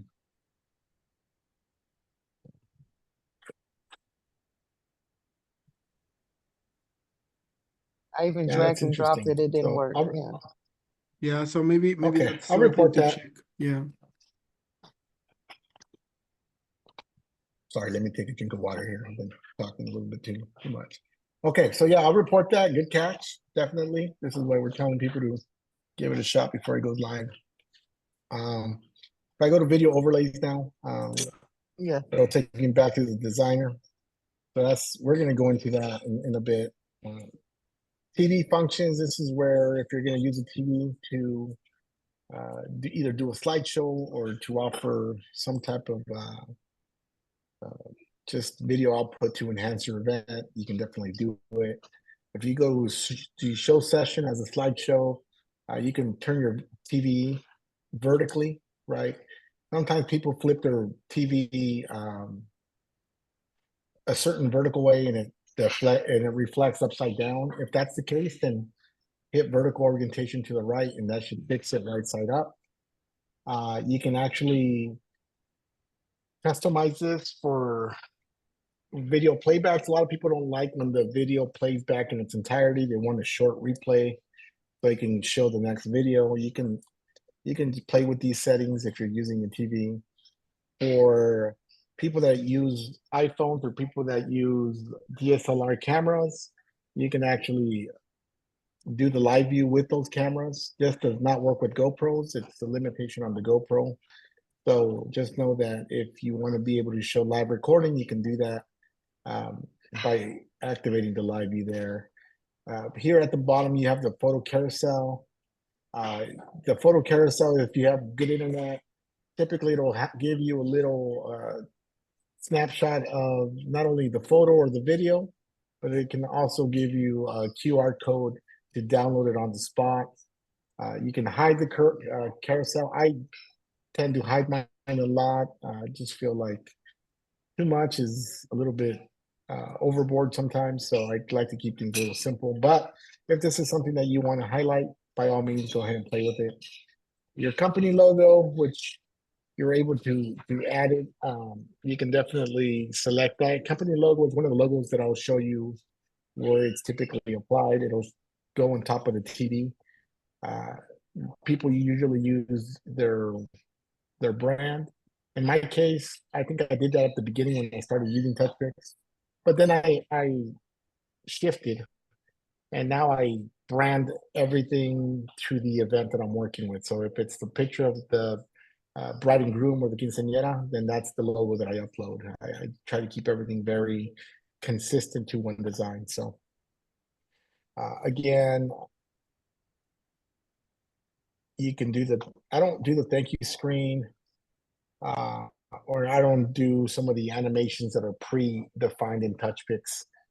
You can leave these off, or if you want to play with them, you can definitely turn them on and see if you like those animations. If you want to customize those animations, again, this next tip is a pro tip because it's not very easy to customize animations. But if you want to customize animations and you want to input your own animations, what you need to do is go into the touchpix.com website. Under downloads, you're going to see a download animation zip folder. So that essentially is going to be a folder that has all the default customer animations. And what you're going to want to do is replace the Touchpix animation with your own, rename them the exact same way. Please use PNG files and use a website called Tiny PNG because they need to be small in size. This is why I'm saying it takes more of it might be a different webinar to show you how to do this, but once you have that zip file with your own animations, you can upload it and it'll reflect your specific animation. So for now, this is a pro tip. Leave it off. unless you really feel confident on knowing what you're doing with personal animations. If you just want the defaults, then just select it to the on position. But if you want your personal ones, that might be a separate webinar. And then go to the thank you screen. If you don't want a thank you screen, I leave mine off all the time. So it doesn't, you don't have to have a thank you screen there. As we scroll down, this is like the printer section now. Obviously, if you're doing videos, leave printing to none.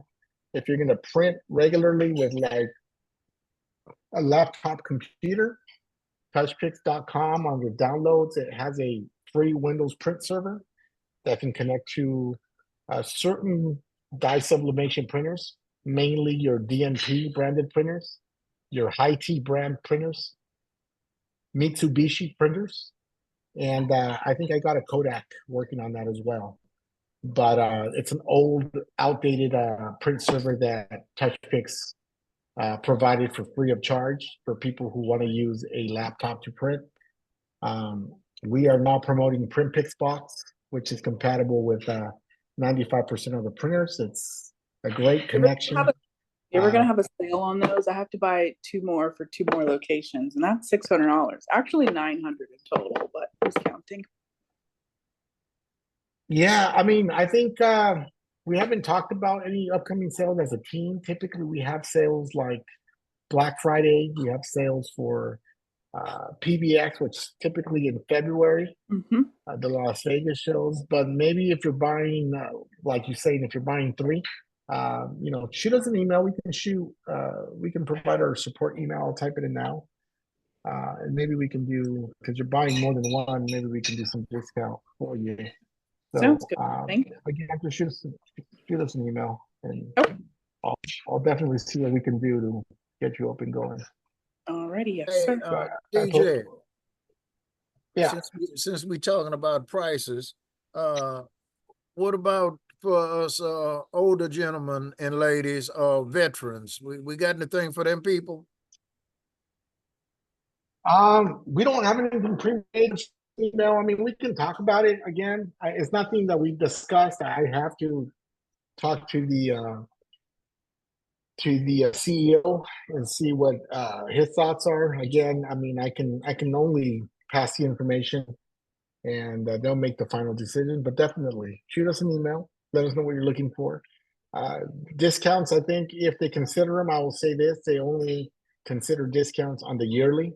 We never have discounts like on weeklies or monthly because it doesn't make sense for us. So the discounts, if anything, they're applied to the yearly subscription. Okay, so I'll send you guys my AARP card then. Okay, sounds good, man. Sounds good. So again, we are promoting PrintPix. PrintPix is a small box that can be connected wirelessly or wired. I prefer the wired method. I've been using the wired method solid for now probably maybe over 2-3 months without any issues whatsoever. It still lets me send my text messages, but it also works wirelessly. I mean, wirelessly, I'm going to say this: it's not perfect, but it works. You'll run into issues typically if you're using it in a crowded area like a convention center, a conference. Even when we showcase this product at the Photo Booth Expo, which thousands and thousands of people attend, we often get some issues with the wireless connection because there's just so many people there using the 2.4 gigahertz band or the 5 gigahertz band. It's not consistent, so we go wired at the show and it works. It works. DJ, got a question. Sure. Yeah, on the PrintPix, I'm using it with the 410, and it's been known to delay printing after you change the paper using PrintPix. Have you heard any issues with that or any resolution to that problem? Do you use it wired or wireless? Wired. And what printer do you own? The 410, the DNP 410. Oh, 410. Yeah, I have heard there is a little bit. I actually own that printer. I don't use it much. Yeah, I don't use it a little slower. It's only than my first. Yes, the issue is only when the Right. paper, when you change paper. When you reload the paper, it doesn't reconnect print picks right away. It takes at least 15 to 20 minutes. And I don't know what the issue is that it has to go through. I unplug it, I unwire it and start from scratch, and it still delays picking up print picks. Yeah, well, And I just I gotta look into that because I haven't okay. seen that issue. I do know it's a little slower, Yeah, but the it is issue that you're slower. describing, I have not, I haven't encountered it. Okay. The issue between my DNP It 620 or happened to me. DS40, It happened Yeah. to me. I didn't those know are it was- instantaneous. And you own the 410 as well? Yes, Yeah. that's the only one that happens. I Yeah. got the 620 and the So RX1, if and you it guys, doesn't have. if you guys can shoot me an email with exactly what is happening, I could shoot it over to our PrintPix developer and see if he can look into that specifically for the 410, because it sounds like both of you guys have the 410. I use the 410, but I don't use it enough to actually notice that significant failure in the connection. Like I noticed that sometimes the prints take about And I thought 20 that I was seconds or 30 seconds. It usually does, but he's right. After you change I changed the roll during an event, and all of a sudden it stopped printing for like 15 minutes, and I kept just like troubleshooting. I thought I broke it. I was like about to freak out because we're in the middle of New Year's Eve, and then all of a sudden it just started working. But it was like 15-20 minute delay before it got back up again. Oh And wow! Yeah, that's odd. Yeah, shoot me an email. I'd like to get that over to our developer for the PrintPix box and have him look into it. Will do. And Thank you, I sir. could do some testing on my end. I can do some testing for him on my end since I have that printer on hand. So definitely, these are the things that we need feedback on, because if we don't get feedback on it and it's out there, then we don't know about it, because I haven't encountered anything of that magnitude on my end. But definitely, thanks for sharing. I have a quick question. So go ahead. When you say wired, are you talking about to the because I have a print pick box, but are you saying wireless for the print pick box and then wired for the computer?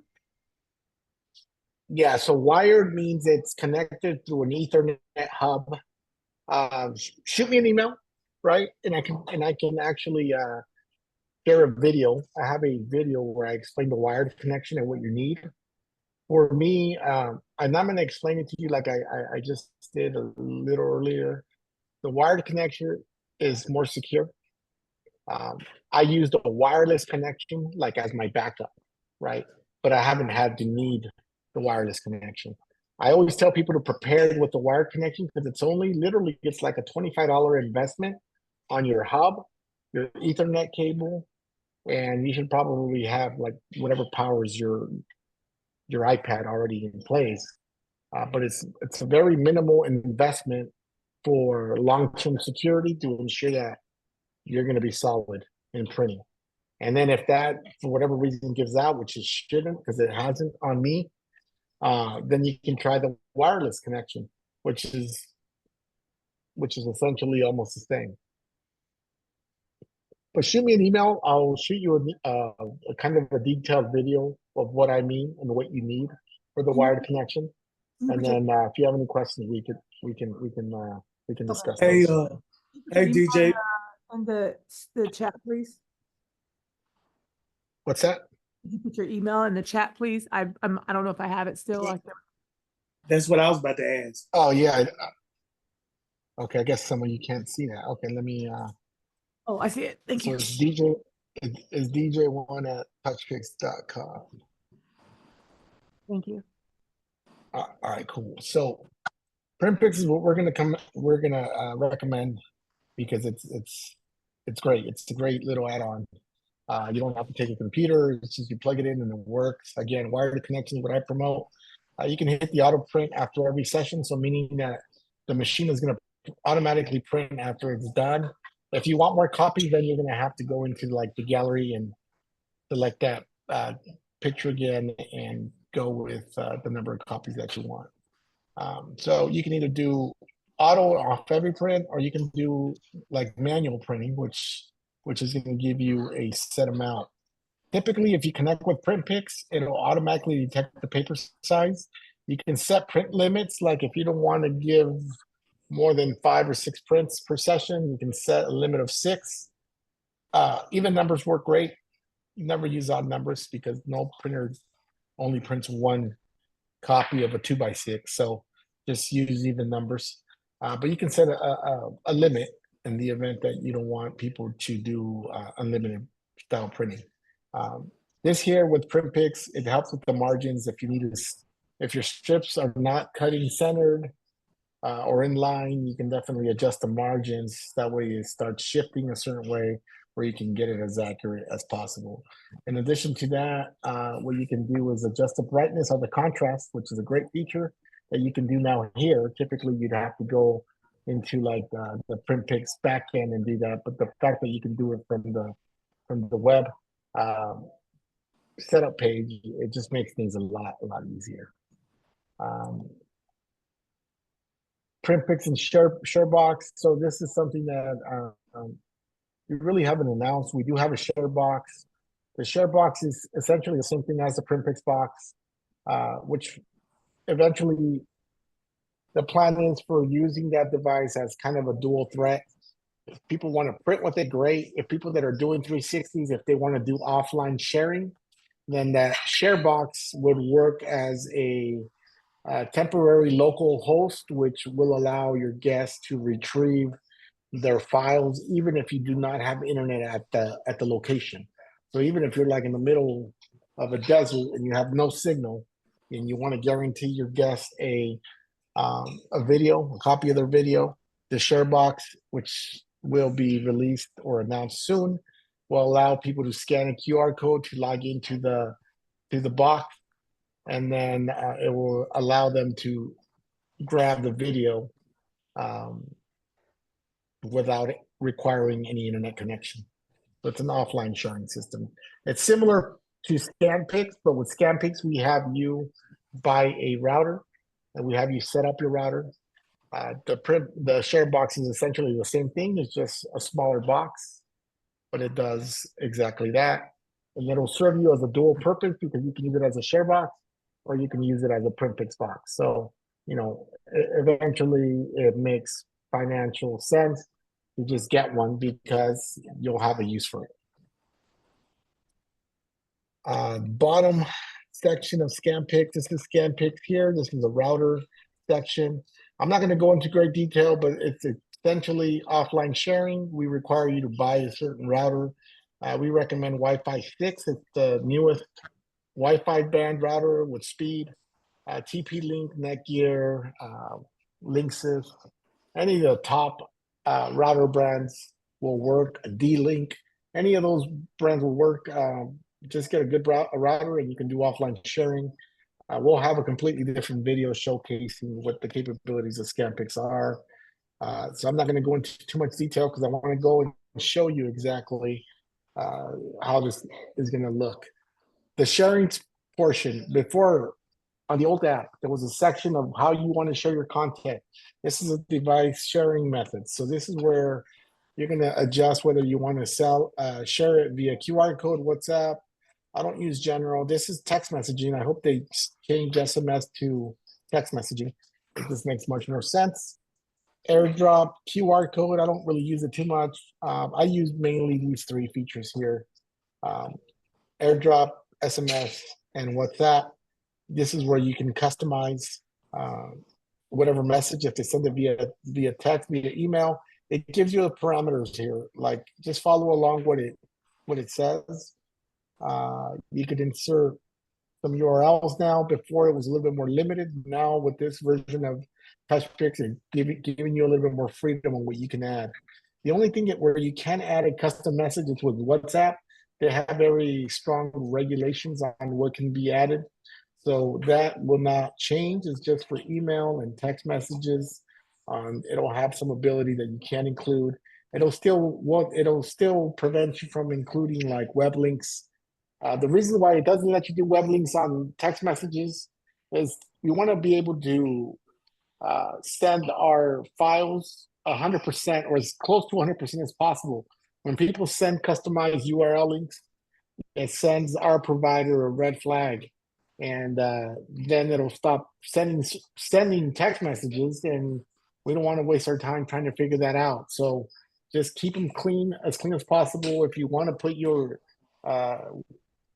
website or your contact, I usually spell it out. Like if it's Touchpix, I would put Touchpix, reach us at Touchpix, I will spell out .com. People are savvy enough to recognize, okay, that's a website. It won't give you the URL link, but at least people will be directed to that specific website. So Hey, you have DJ, I some got a choices quick question. there. Sure. I see on here on the sharing methods here, the download button is not here. That's no longer required now. Because I know that some people issues with people not being able to download their video if they didn't click that button on the old interface. I don't see it on the new interface. I believe that's yeah. It's on their web gallery, now. DJ. It's on their web gallery sharing methods. Okay. Oh yeah, it is. I see it down. Okay. That should be added by default. Again, I'm going to Okay. make a note with the developer. I don't see why that should not be on all the time. Yeah, I agree. I think it should be added by default. So I'll take notes on that and add that. Hopefully they can just do away with that. Hey DJ. So yeah. I was using the new version last week before at a couple of events, and the SMS sharing was unusable really because of the size and the repositioning of how you would enter that. Is that updated in this version?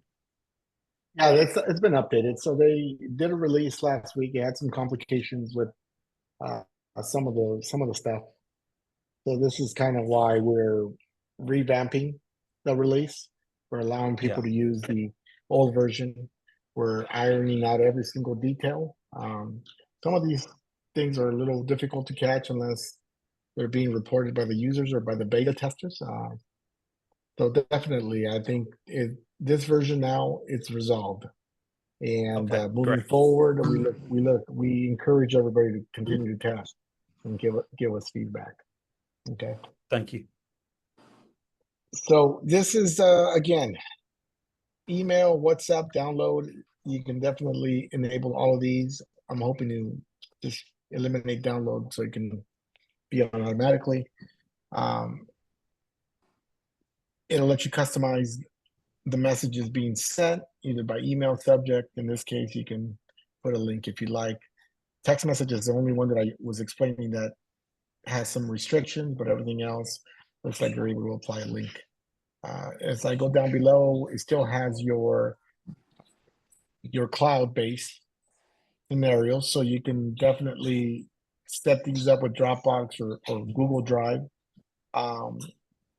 If you activate upload after every session, it just means that it'll upload live. So if you take a picture of somebody and they're synced up to your cloud devices, a lot of people in the industry use different software to do slideshows because it gives you a little bit more flexibility. Doesn't mean that the slideshow on Touchpix doesn't work. It just means that other people have different workflows. For example, they have maybe TVs in a separate room, and they'd like to do a slideshow in there using an internet connection. By using Google Drive or Dropbox, it gives the user or the photo booth operator a little bit more flexibility on how to access those files. If you have upload file after every session, it just means that everything is being uploaded lively. What I'd like to see, and I think it's a request that's being worked on, is not only would I like the upload live after every session to be on, but I only want this on or given an option to be on with the original photo, the photo without the template, right? So for me, sometimes I like to display the pictures onto a big projector, a video screen of a huge magnitude. I like the way the original pictures look, especially when they're being captured by a DSLR camera. The output just looks phenomenal. It's super high quality. I just want those to be showcased in the slideshow, and this would be a great way on how to be able to access those. So that's coming. It's been a request that we've been working on already. It's just a matter of time of when it's going to get released. So you still have your cloud-based stuff, and now we're down to the Bluetooth modules. And I know I had a caller in here earlier who was indicating he had an OrcaView spinner And so this would be your spot here under the Bluetooth section. If you have an OrcaView spinner and you click on OrcaView, you can control the direction of the speed, right? Forward or reverse, depending on your OrcaView module. You can also do your speed control. You can adjust the speed control here. It also supports Akatech, right? It supports Mobi Booth. This is just mainly for their photo booth side because they don't have a 360 spinner. It's for their photo booth light ring. And then we have the Tech spinner as well. We're able to support that as well with the Bluetooth module, the newer Tech. So this is where you would control some of the spinners that are compatible with Touchpix. Well, And DJ, you wouldn't need the motion trigger. DJ, will that disable trigger automatically? Because I have an OrcaView too. Yeah, so it's the OrcaView. Yeah. Right. What you want to do is you're gonna go ahead and select OrcaView. It should pop up on your device. I didn't see that once trigger. You connect your OrcaView. Okay, I see the trigger. Yeah, you should, and then you need to put your box on the OrcaView under app mode. Right. It's very important that the box be on that mode.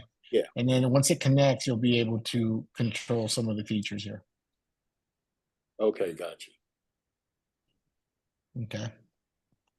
For people that are testing Bluetooth connections, you can definitely use some of these features here. Like the quick stop is kind of like an emergency stop button that hovers over the app.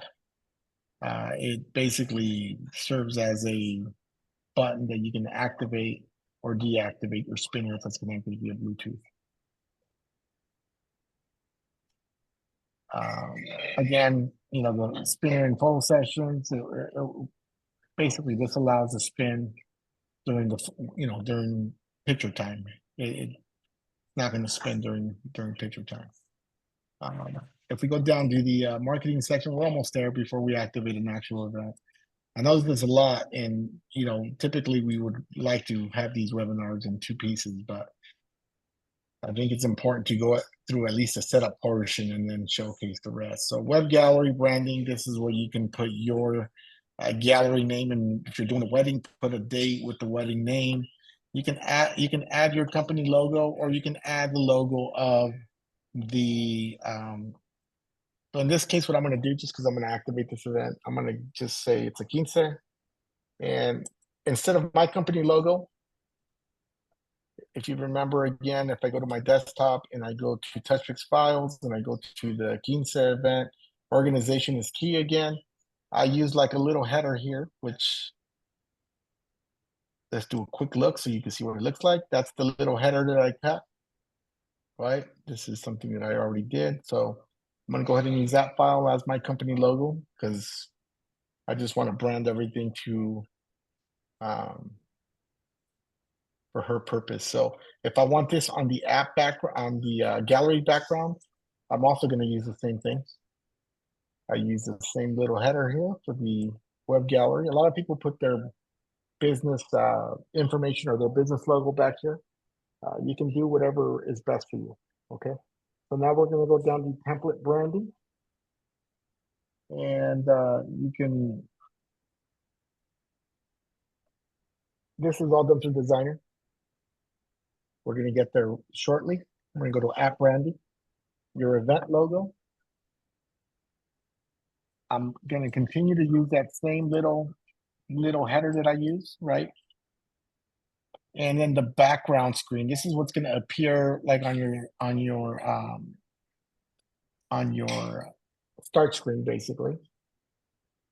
Note that devices are different. So if you have like an iPhone, iPad 12, iPad, maybe an older iPad 9.7, so best way to know the resolution of your device is to do a screenshot of your device or do a Google search of what model you have, and it'll give you the resolution.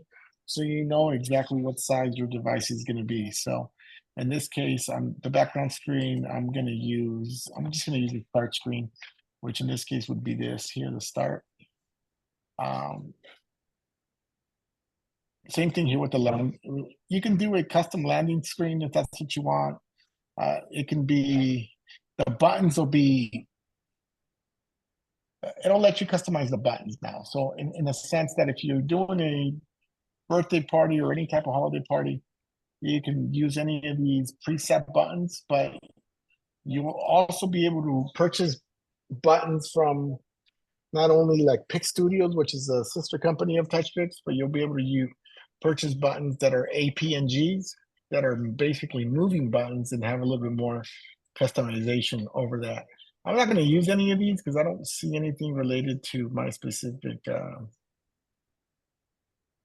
event. Or maybe I'll just use, let's just use a random one, right? Countdown, let's use random, keep it the same. You could just see what it looks like. Thank you screen. Let's use this, keep it all in theme. So now you're able to change your button colors, right? I'm gonna try to use that brown there. I'm also gonna use here for the menu background. And the button block, I'm probably just gonna use the default. So you're able to now to customize your buttons a little bit more. You know, the background, the menu, make it look transparent if that's what you want. And it gives you options as far as fonts as well. Like you can definitely change the font to whatever we have located. I'm gonna leave it at default. I'm not gonna get into that here. If you purchase certain buttons, right, you can definitely upload the content here. It's gonna be able to do APNG files now, but it also does PNG files, and these JSON files are kind of an older style format. So for now, just be on the lookout for the APNG files. And if you just have static files, make them PNG, and you'll be able to replace those buttons. So for now, I don't have any of those buttons to show you for today. Maybe a different webinar, I can get some of those buttons and showcase them for you. And it gives you two different options on how to display your experiences. At the bottom, usually when you have your buttons, it'll display them in a row at the bottom, but it also does like a circular path circle. I'm a fan of the circular path on the mirror booth. We're not doing a mirror booth. We're just doing a standard photo booth, so we're going to leave it at row.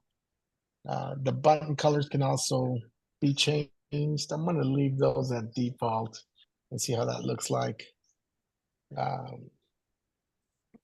So you have a lot of flexibility with countdown screens. I'll be able to change countdown screens, the animations for that, your thank you screens. I'm just not, I'm not going to say I'm not a fan of them. I just don't use a lot of customizations on that.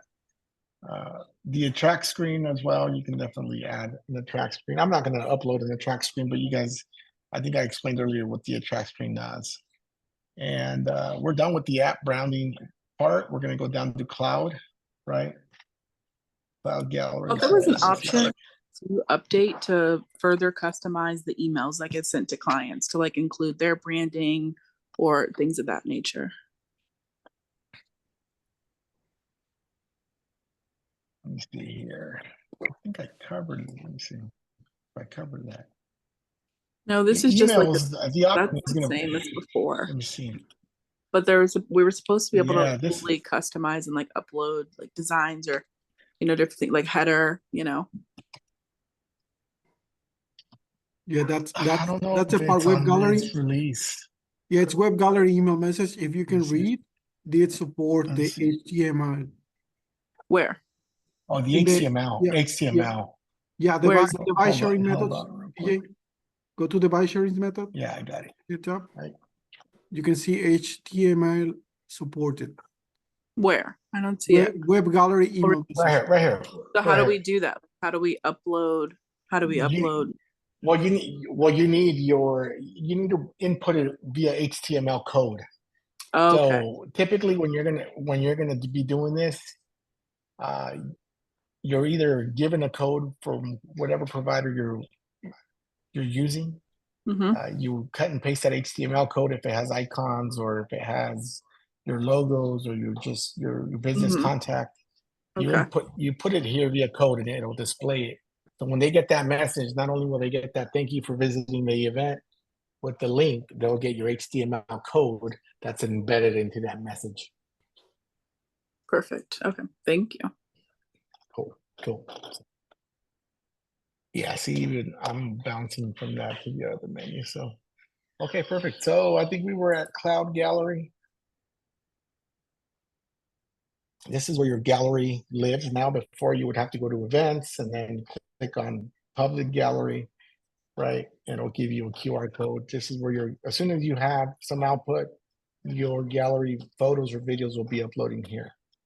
The analytics section, and I honestly haven't visited the analytics section a lot because they've been revamped from what I understand, but it should be able to tell you how many shares you had. It should also give you information regarding the text messages associated to your to the exact pictures and the time they were sent. So you'll be able to not only see what phone number sent, what video or picture, you'll be able to see that and how it was shared. The web gallery too, it'll give you the amount of downloads, the amount of emails, and the files uploaded. I think this is more of I don't know if this is the final version yet, but this should be able to give you a lot more information on files. Even the emails section should be captured, so you'll be able to get all the emails if you're activating email sharing, SMS text messaging. I don't think it'll give you airdrop. I'd like to see, there's no information on airdrop anyways, but I'd like to see how many people actually airdrop the file. So that would be something that's pretty important. But that would be what it is. I'm going to go into the designer just so I can upload some of the artwork, and then I'm going to activate the event, and then we're pretty much done. Again, thank you for bearing with me. I know it's pretty late in a lot of the areas here, so especially for you guys from the East Coast. I'm going to go into designer. I'm just going to go ahead and do a quick design here. So I'm going to go ahead and do a photo. I'm going to use this strip, and then I'm going to do manage preset, manage design. I'm going to do a manage design. Let's go with upload PNG overlay. We're going to double click and automatically opens my neatly categorized folder. I'm going to go ahead and click on the strip file.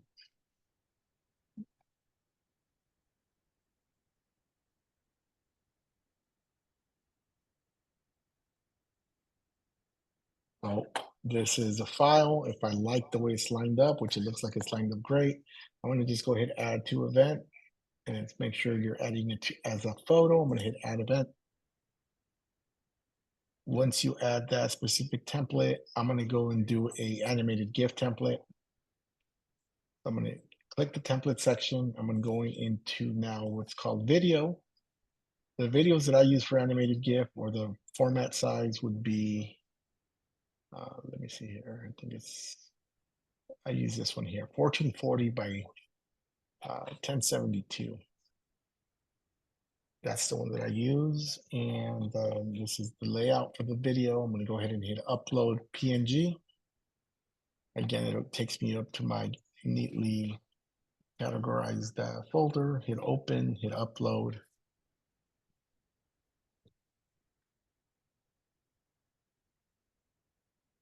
And there it is. I'm going to go ahead and hit add to event. I'm only going to apply it. Well, I'll just leave it at that for now. Even though I don't have slow-mo, I'll still pretend like I'm doing slow-mo. So it's uploading that. If I want to offer a separate template, right, I'm going to go back into templates. And in this case, I'm going to go to photos. Then I'm going to hit custom template. I'm going to hit landscape. I'll go hit confirm.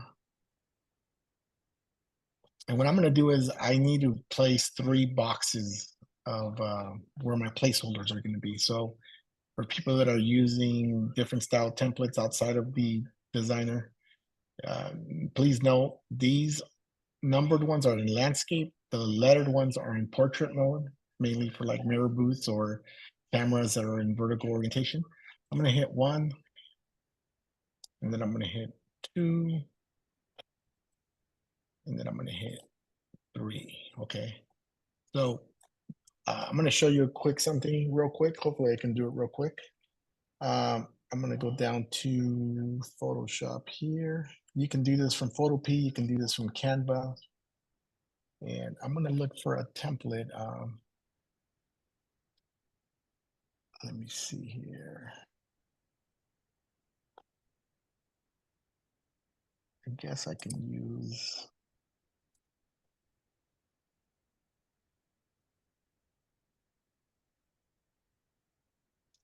Let me try to use. Okay, let's use that here. Okay, so this is my Photoshop template. Please note that these are my transparent coordinates, right? So what I'm going to use, it's called the magic wand. I'm going to use the magic wand. I'm going to select one. I'm going to select one of the squares here. Let me see if I can do this briefly.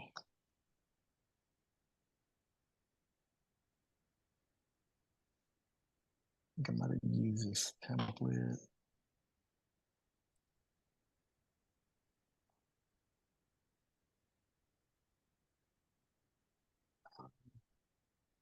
I may have an easier one to do.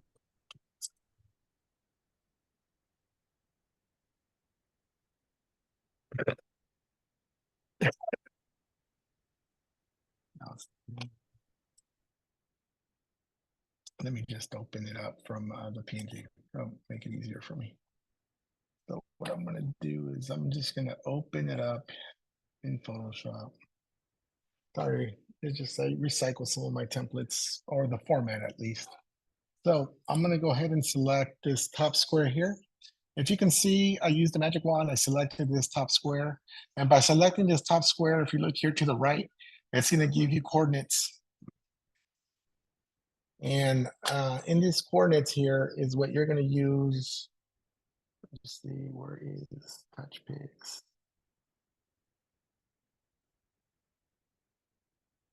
Where'd it go? Did I close it? Okay.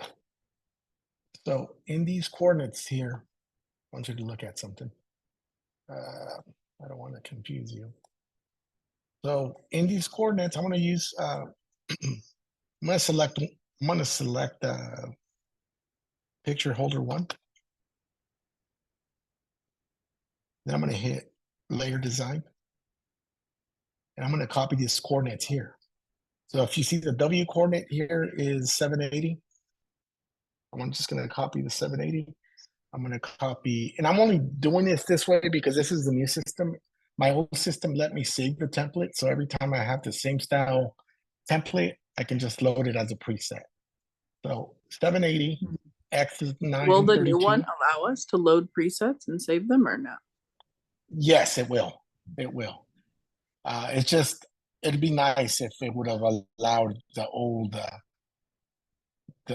ones that I had already saved to be transferred over, but I understand it's a new system, so it might need more. So I'm just copying that. So it's 519, and then I'm going to hit. I think that was picture 3. Okay, that was picture 3. And then for picture, I'm just going to go ahead and randomly. I'm going to save it just so you can see how that looks. So that picture 3 is there. Then I'm going to grab picture 2.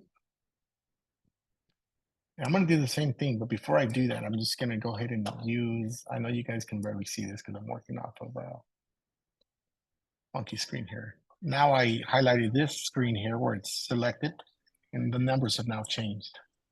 So for this, since the numbers changed,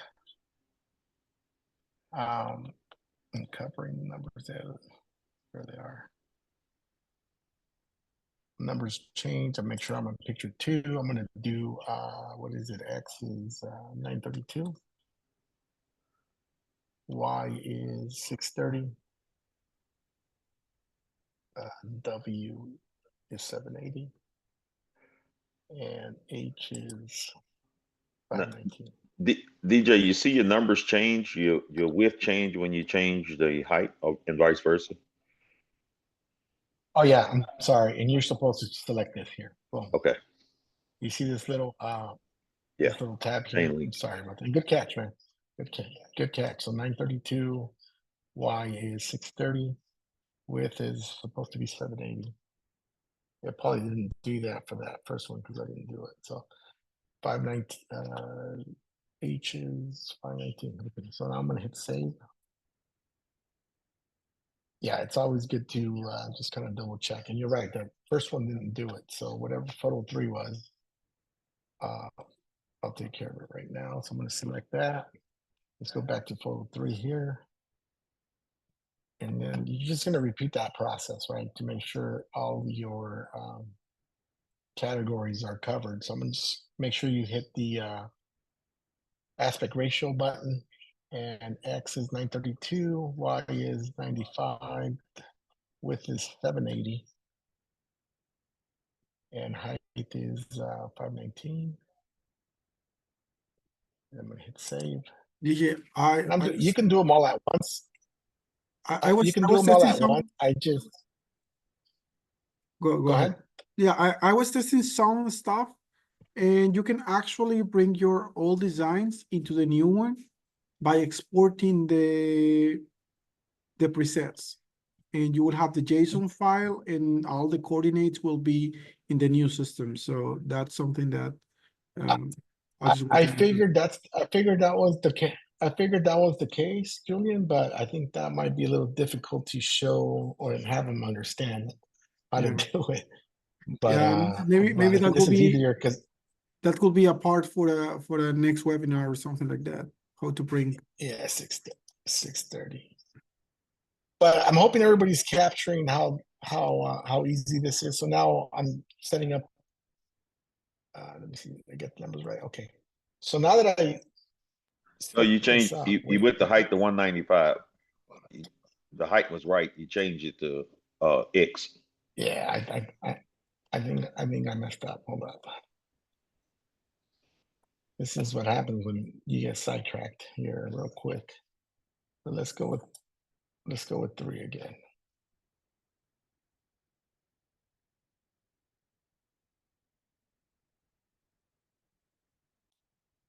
Julian, I'm gonna blame you, man. Don't talk to me. Oh, hold on. You see, that's 2. Yeah, the height should be 519. Yeah, but I think where I messed up is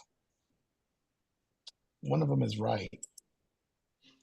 Photo 2 is right. Yeah, 3 is the one that was the last one. Yeah, but I messed up the other 2. So let's go with this one here, right? X 932.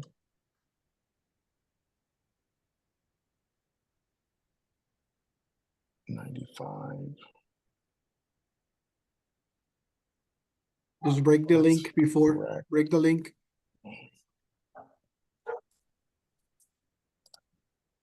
And H is 519. Here we go.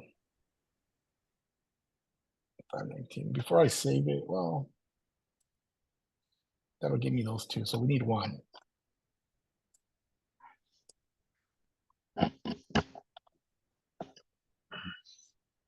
Now that I selected 1, now I come back here. Oh man, what did I do for a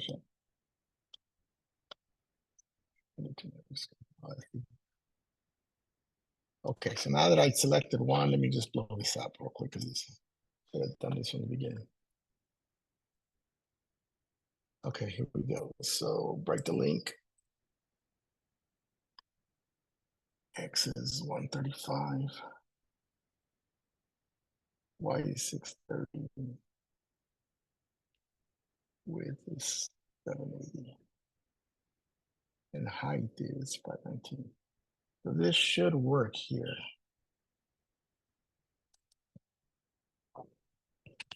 So once I have it like this, what I want to do is save preset. And I'm gonna save it as I'm gonna call it 4x6 R top left. That's kind of how I save my presets, right? So now I don't have to do this anymore. It's already saved. As long as I have the same similar template cutouts, I can always do this. So now once I have it, I'm gonna go ahead and go to upload overlay, double click, and this is gonna be the template here. It open, it upload, and it should perfectly fit the design, right? There it is, perfect. And then I'm gonna hit add to event. And this is gonna be my print alternate. So I'm gonna deselect this and select add to event. And I think I'm ready to show you guys what it's gonna look like. So I'm gonna do a screen mirror and activate from my iPad. And hopefully we can wrap it up with that. Okay, so let me just make sure I have everything. I'm gonna stop the screen share there, and I'm gonna hopefully begin a different screen share over here. Screen. Start broadcast.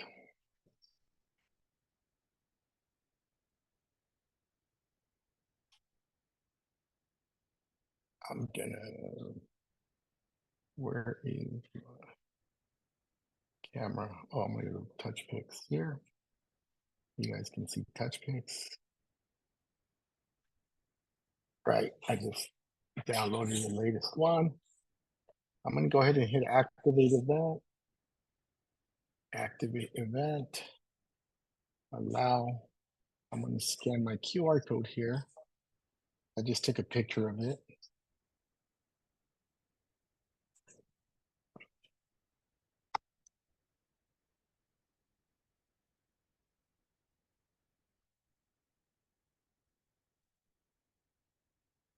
I'm gonna allow. It's always good to allow everything on here. Disregard this. This is my Zoom tab here.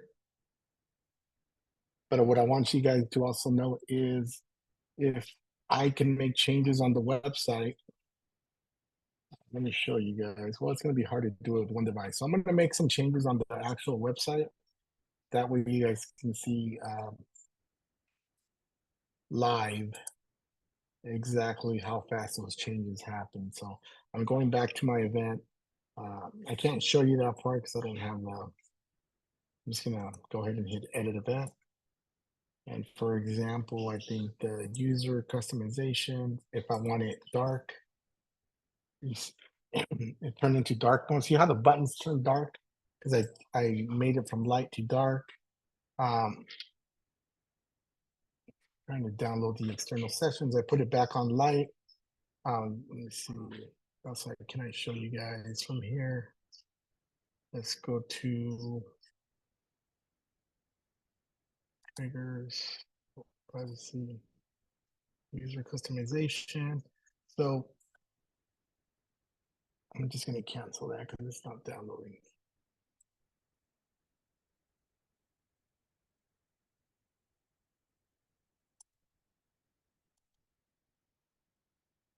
Oh, let's try to download it.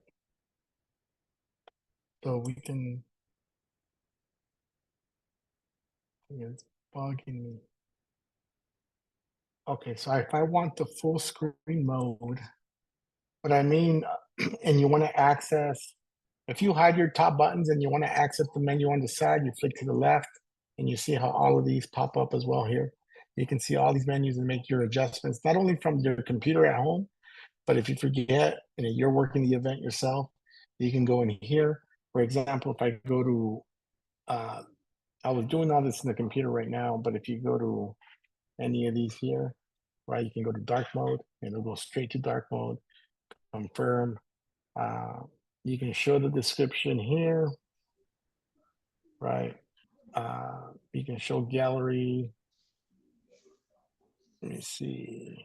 So DJ, when you disable show gallery and disable show settings, is it something on the software that lets you know if you slide to the left, slide to the right, those you can get those setting in the gallery? Yeah, you'll be able to do that for sure on any of these. So you can go here and go through your as soon as you hit it, you can't see it because there's a slight delay. But as soon as you hit, and you can't see obviously my cursor once I hit it, but it does do the.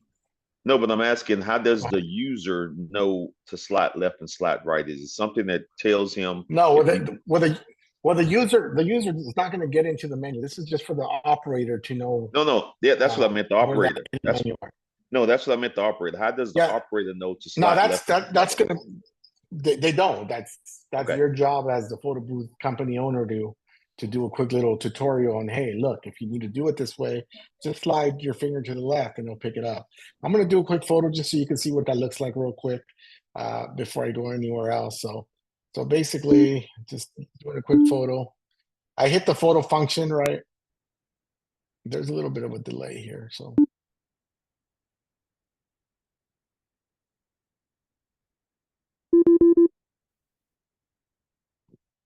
Excuse the delay, they're just.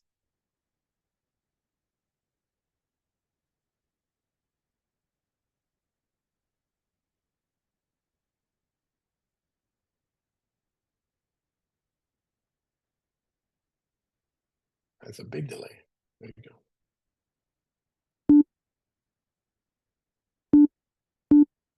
And my iPad already finished taking the picture, but I see the screen. It's taking a little while.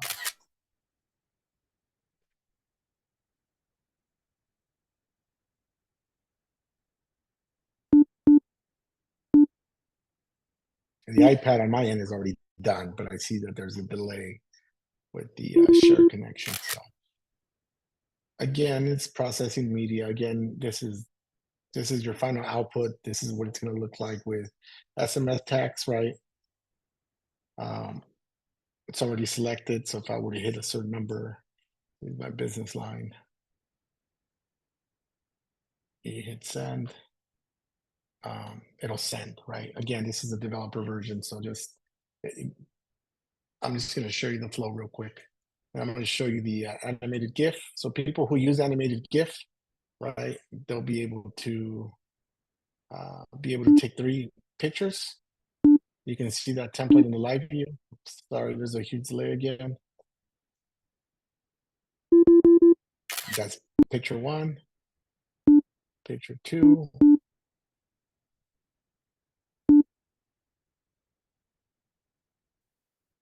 And picture 3.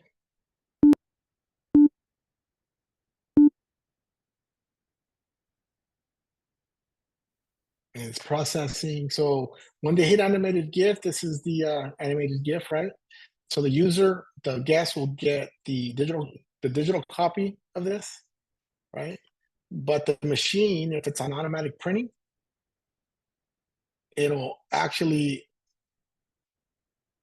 they'll get this alternate print, which is the 4x6. So this is how you can get 2 template designs to print out in the same scenario, right? I'm gonna hit and go back. And again, I'm gonna slide to the right just so you guys can see a lot of the some of the user functions. Here, it'll explain what it is. App protection mode, let's see what that does. I'm gonna use passcode. And say I want to set my passcode to all 9s, right? I'm gonna hit done. So that's gonna be my passcode and see if it does what it does. See, now if somebody wants to get into the back end, they can't, right? It locks it. So now you can go 999, done, and it'll unlock it. So again, this just has a lot of different features that you can definitely test, and everything switches on the fly. Again, 999, just so people can't get into this. You'll be able to get in here, go into, for example, it's a good one I can showcase, Julian. What do you think? Maybe to remove the block in the top, DJ, go to the app branding section so we can remove the app pink. Branding, let's go. So the app branding section, you can definitely customize it. So add background, I've already uploaded. So the themes are already uploaded. The button designs, I can alter the button designs, right? So say,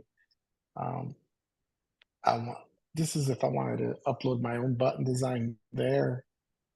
In this case, the one that it don't have says my start button screen designs. app, start screen app dim color. You can remove the color in the top. Yeah. So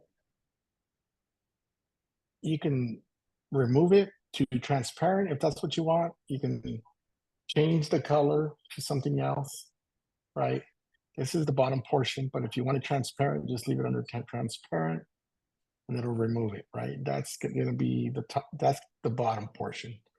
If we go over to top bar, if I wanted transparent as well, I'm going to go ahead and hit that and bring it to transparent. And now I should have a full screen, right? So this is where you'll see some of those changes. You can do these immediately. What else can we do? The icons. We can also do icons if that's what we want.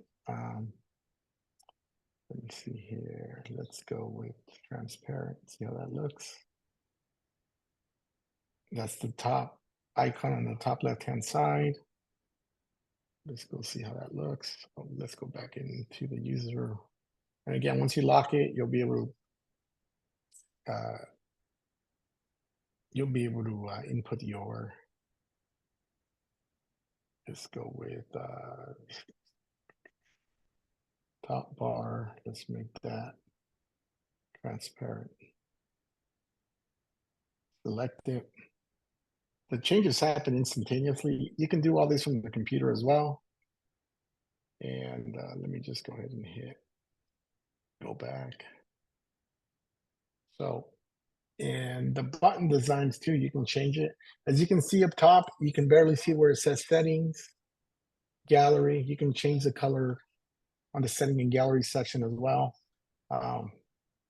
If you set your pin, just don't forget your pin, please, because that can create some issues in its own. Let's go back to app branding. Let's go with font styles. We can, if you look at the font styles, some of the font will change on the buttons. And this is for the top portion where it says settings and gallery. Just set it there. We can do button positioning. This is what the circular looks like. I don't like it, right? So it looks better. This will look good on the mirror, but on this, it looks better in a row. Let's go with, did we already? The one that it says button text and fonts. Which one?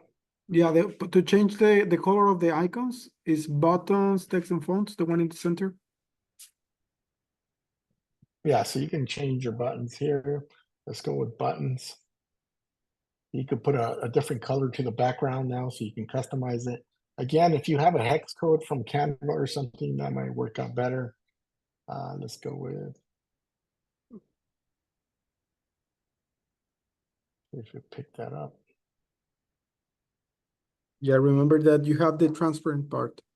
So you have to change the color and the transparent also. Yeah.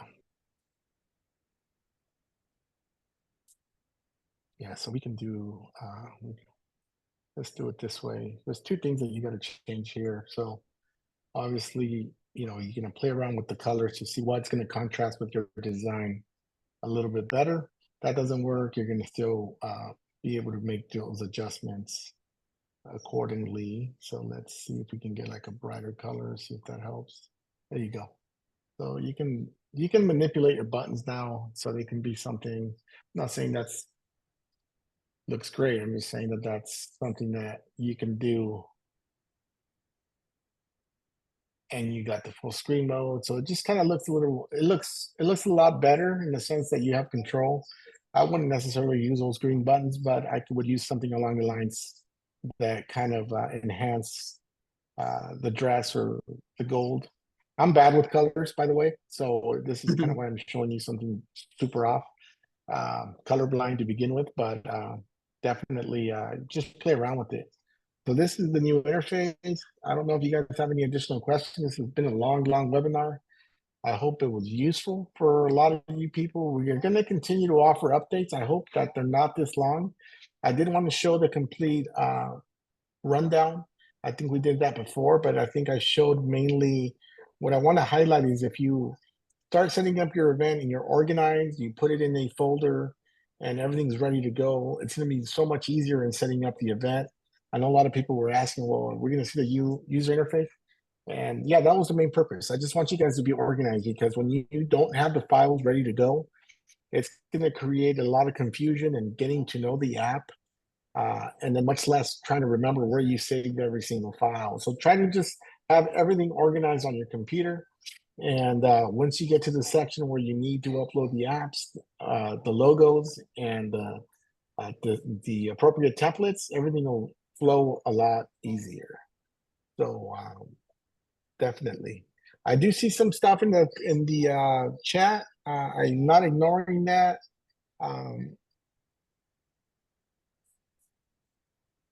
Yeah, so I'll respond since it's a direct message to me. I thought it was a public message, but I just saw it was a direct message. I'll respond. Shoot me your email, or actually shoot me an email. It'll be a lot easier for me to respond via email. But in your case, it sounds like it's a memory issue with that specific device that you're working with because it's giving you that low on disk space. We have a user here, DJ, asking because he has issue with a disk space message.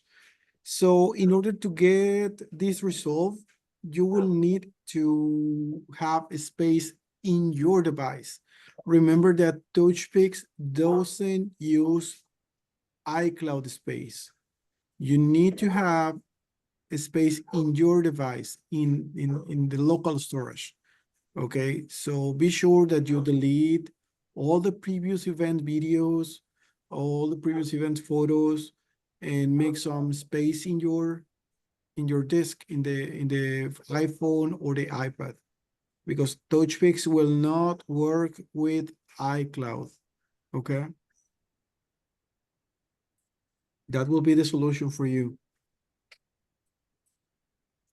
How to release, how to make some storage available. I'm gonna put here in the chat the instructions from Apple, so you can do it in your device.